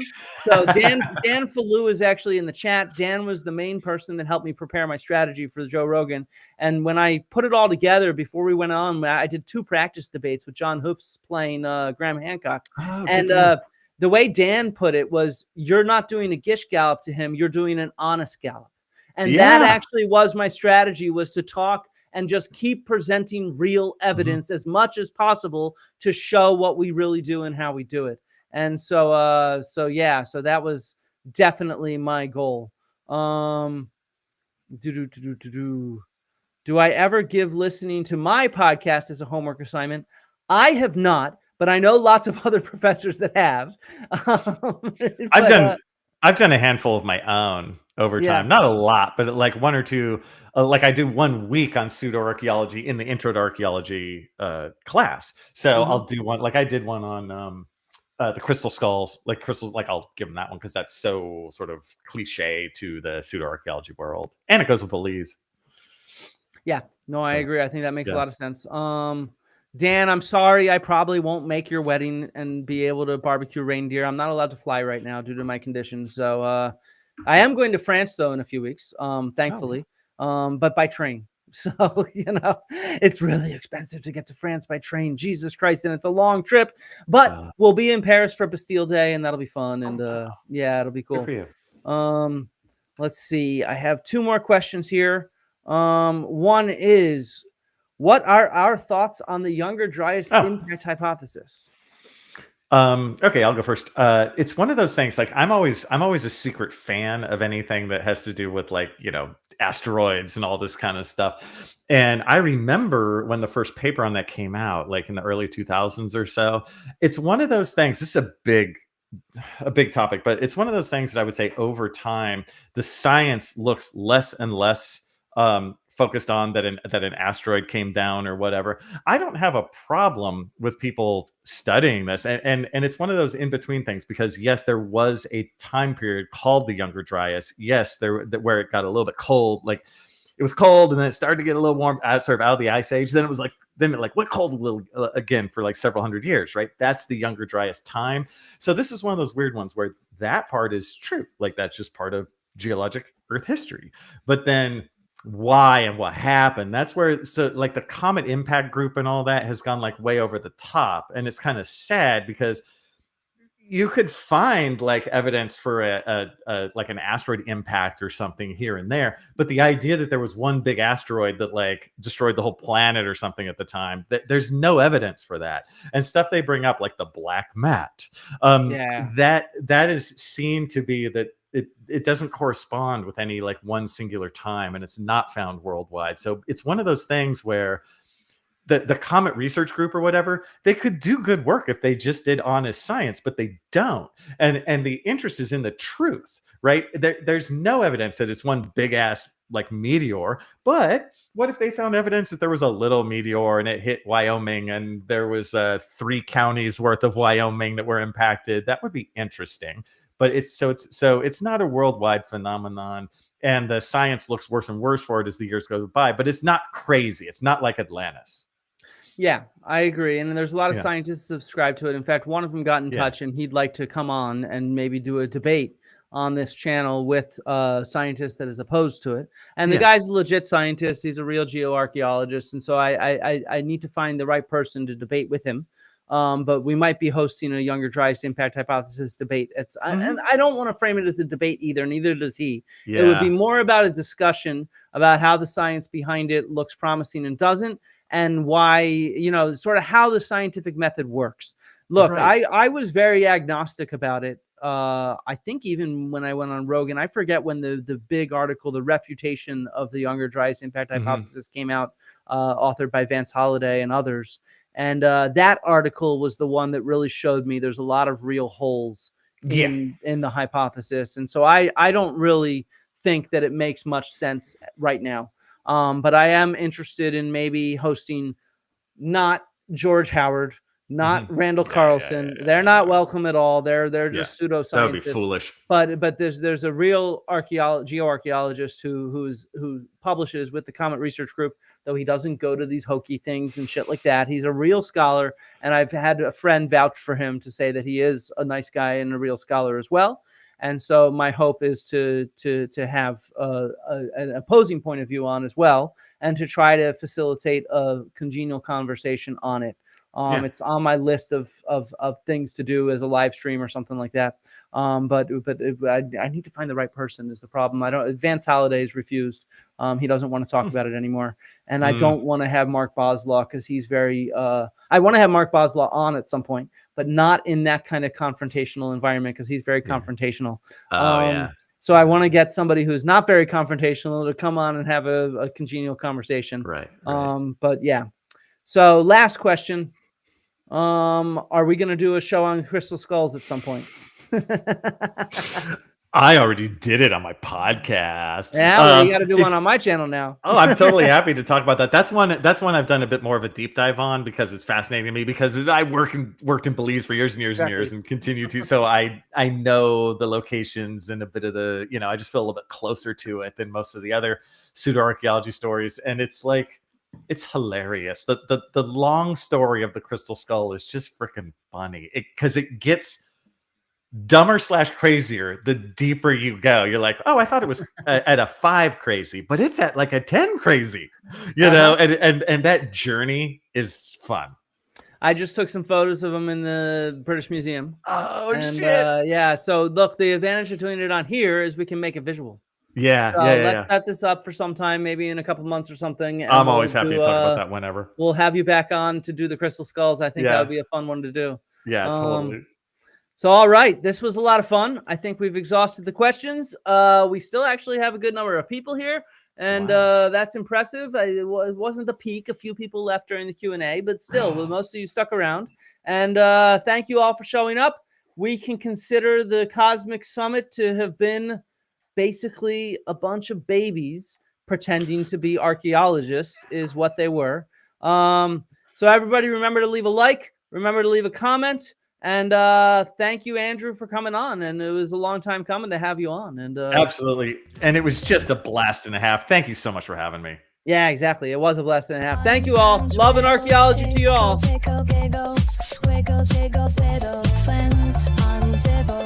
Rhymes and riddles, tickle, tickle, giggles, squiggle, diddle,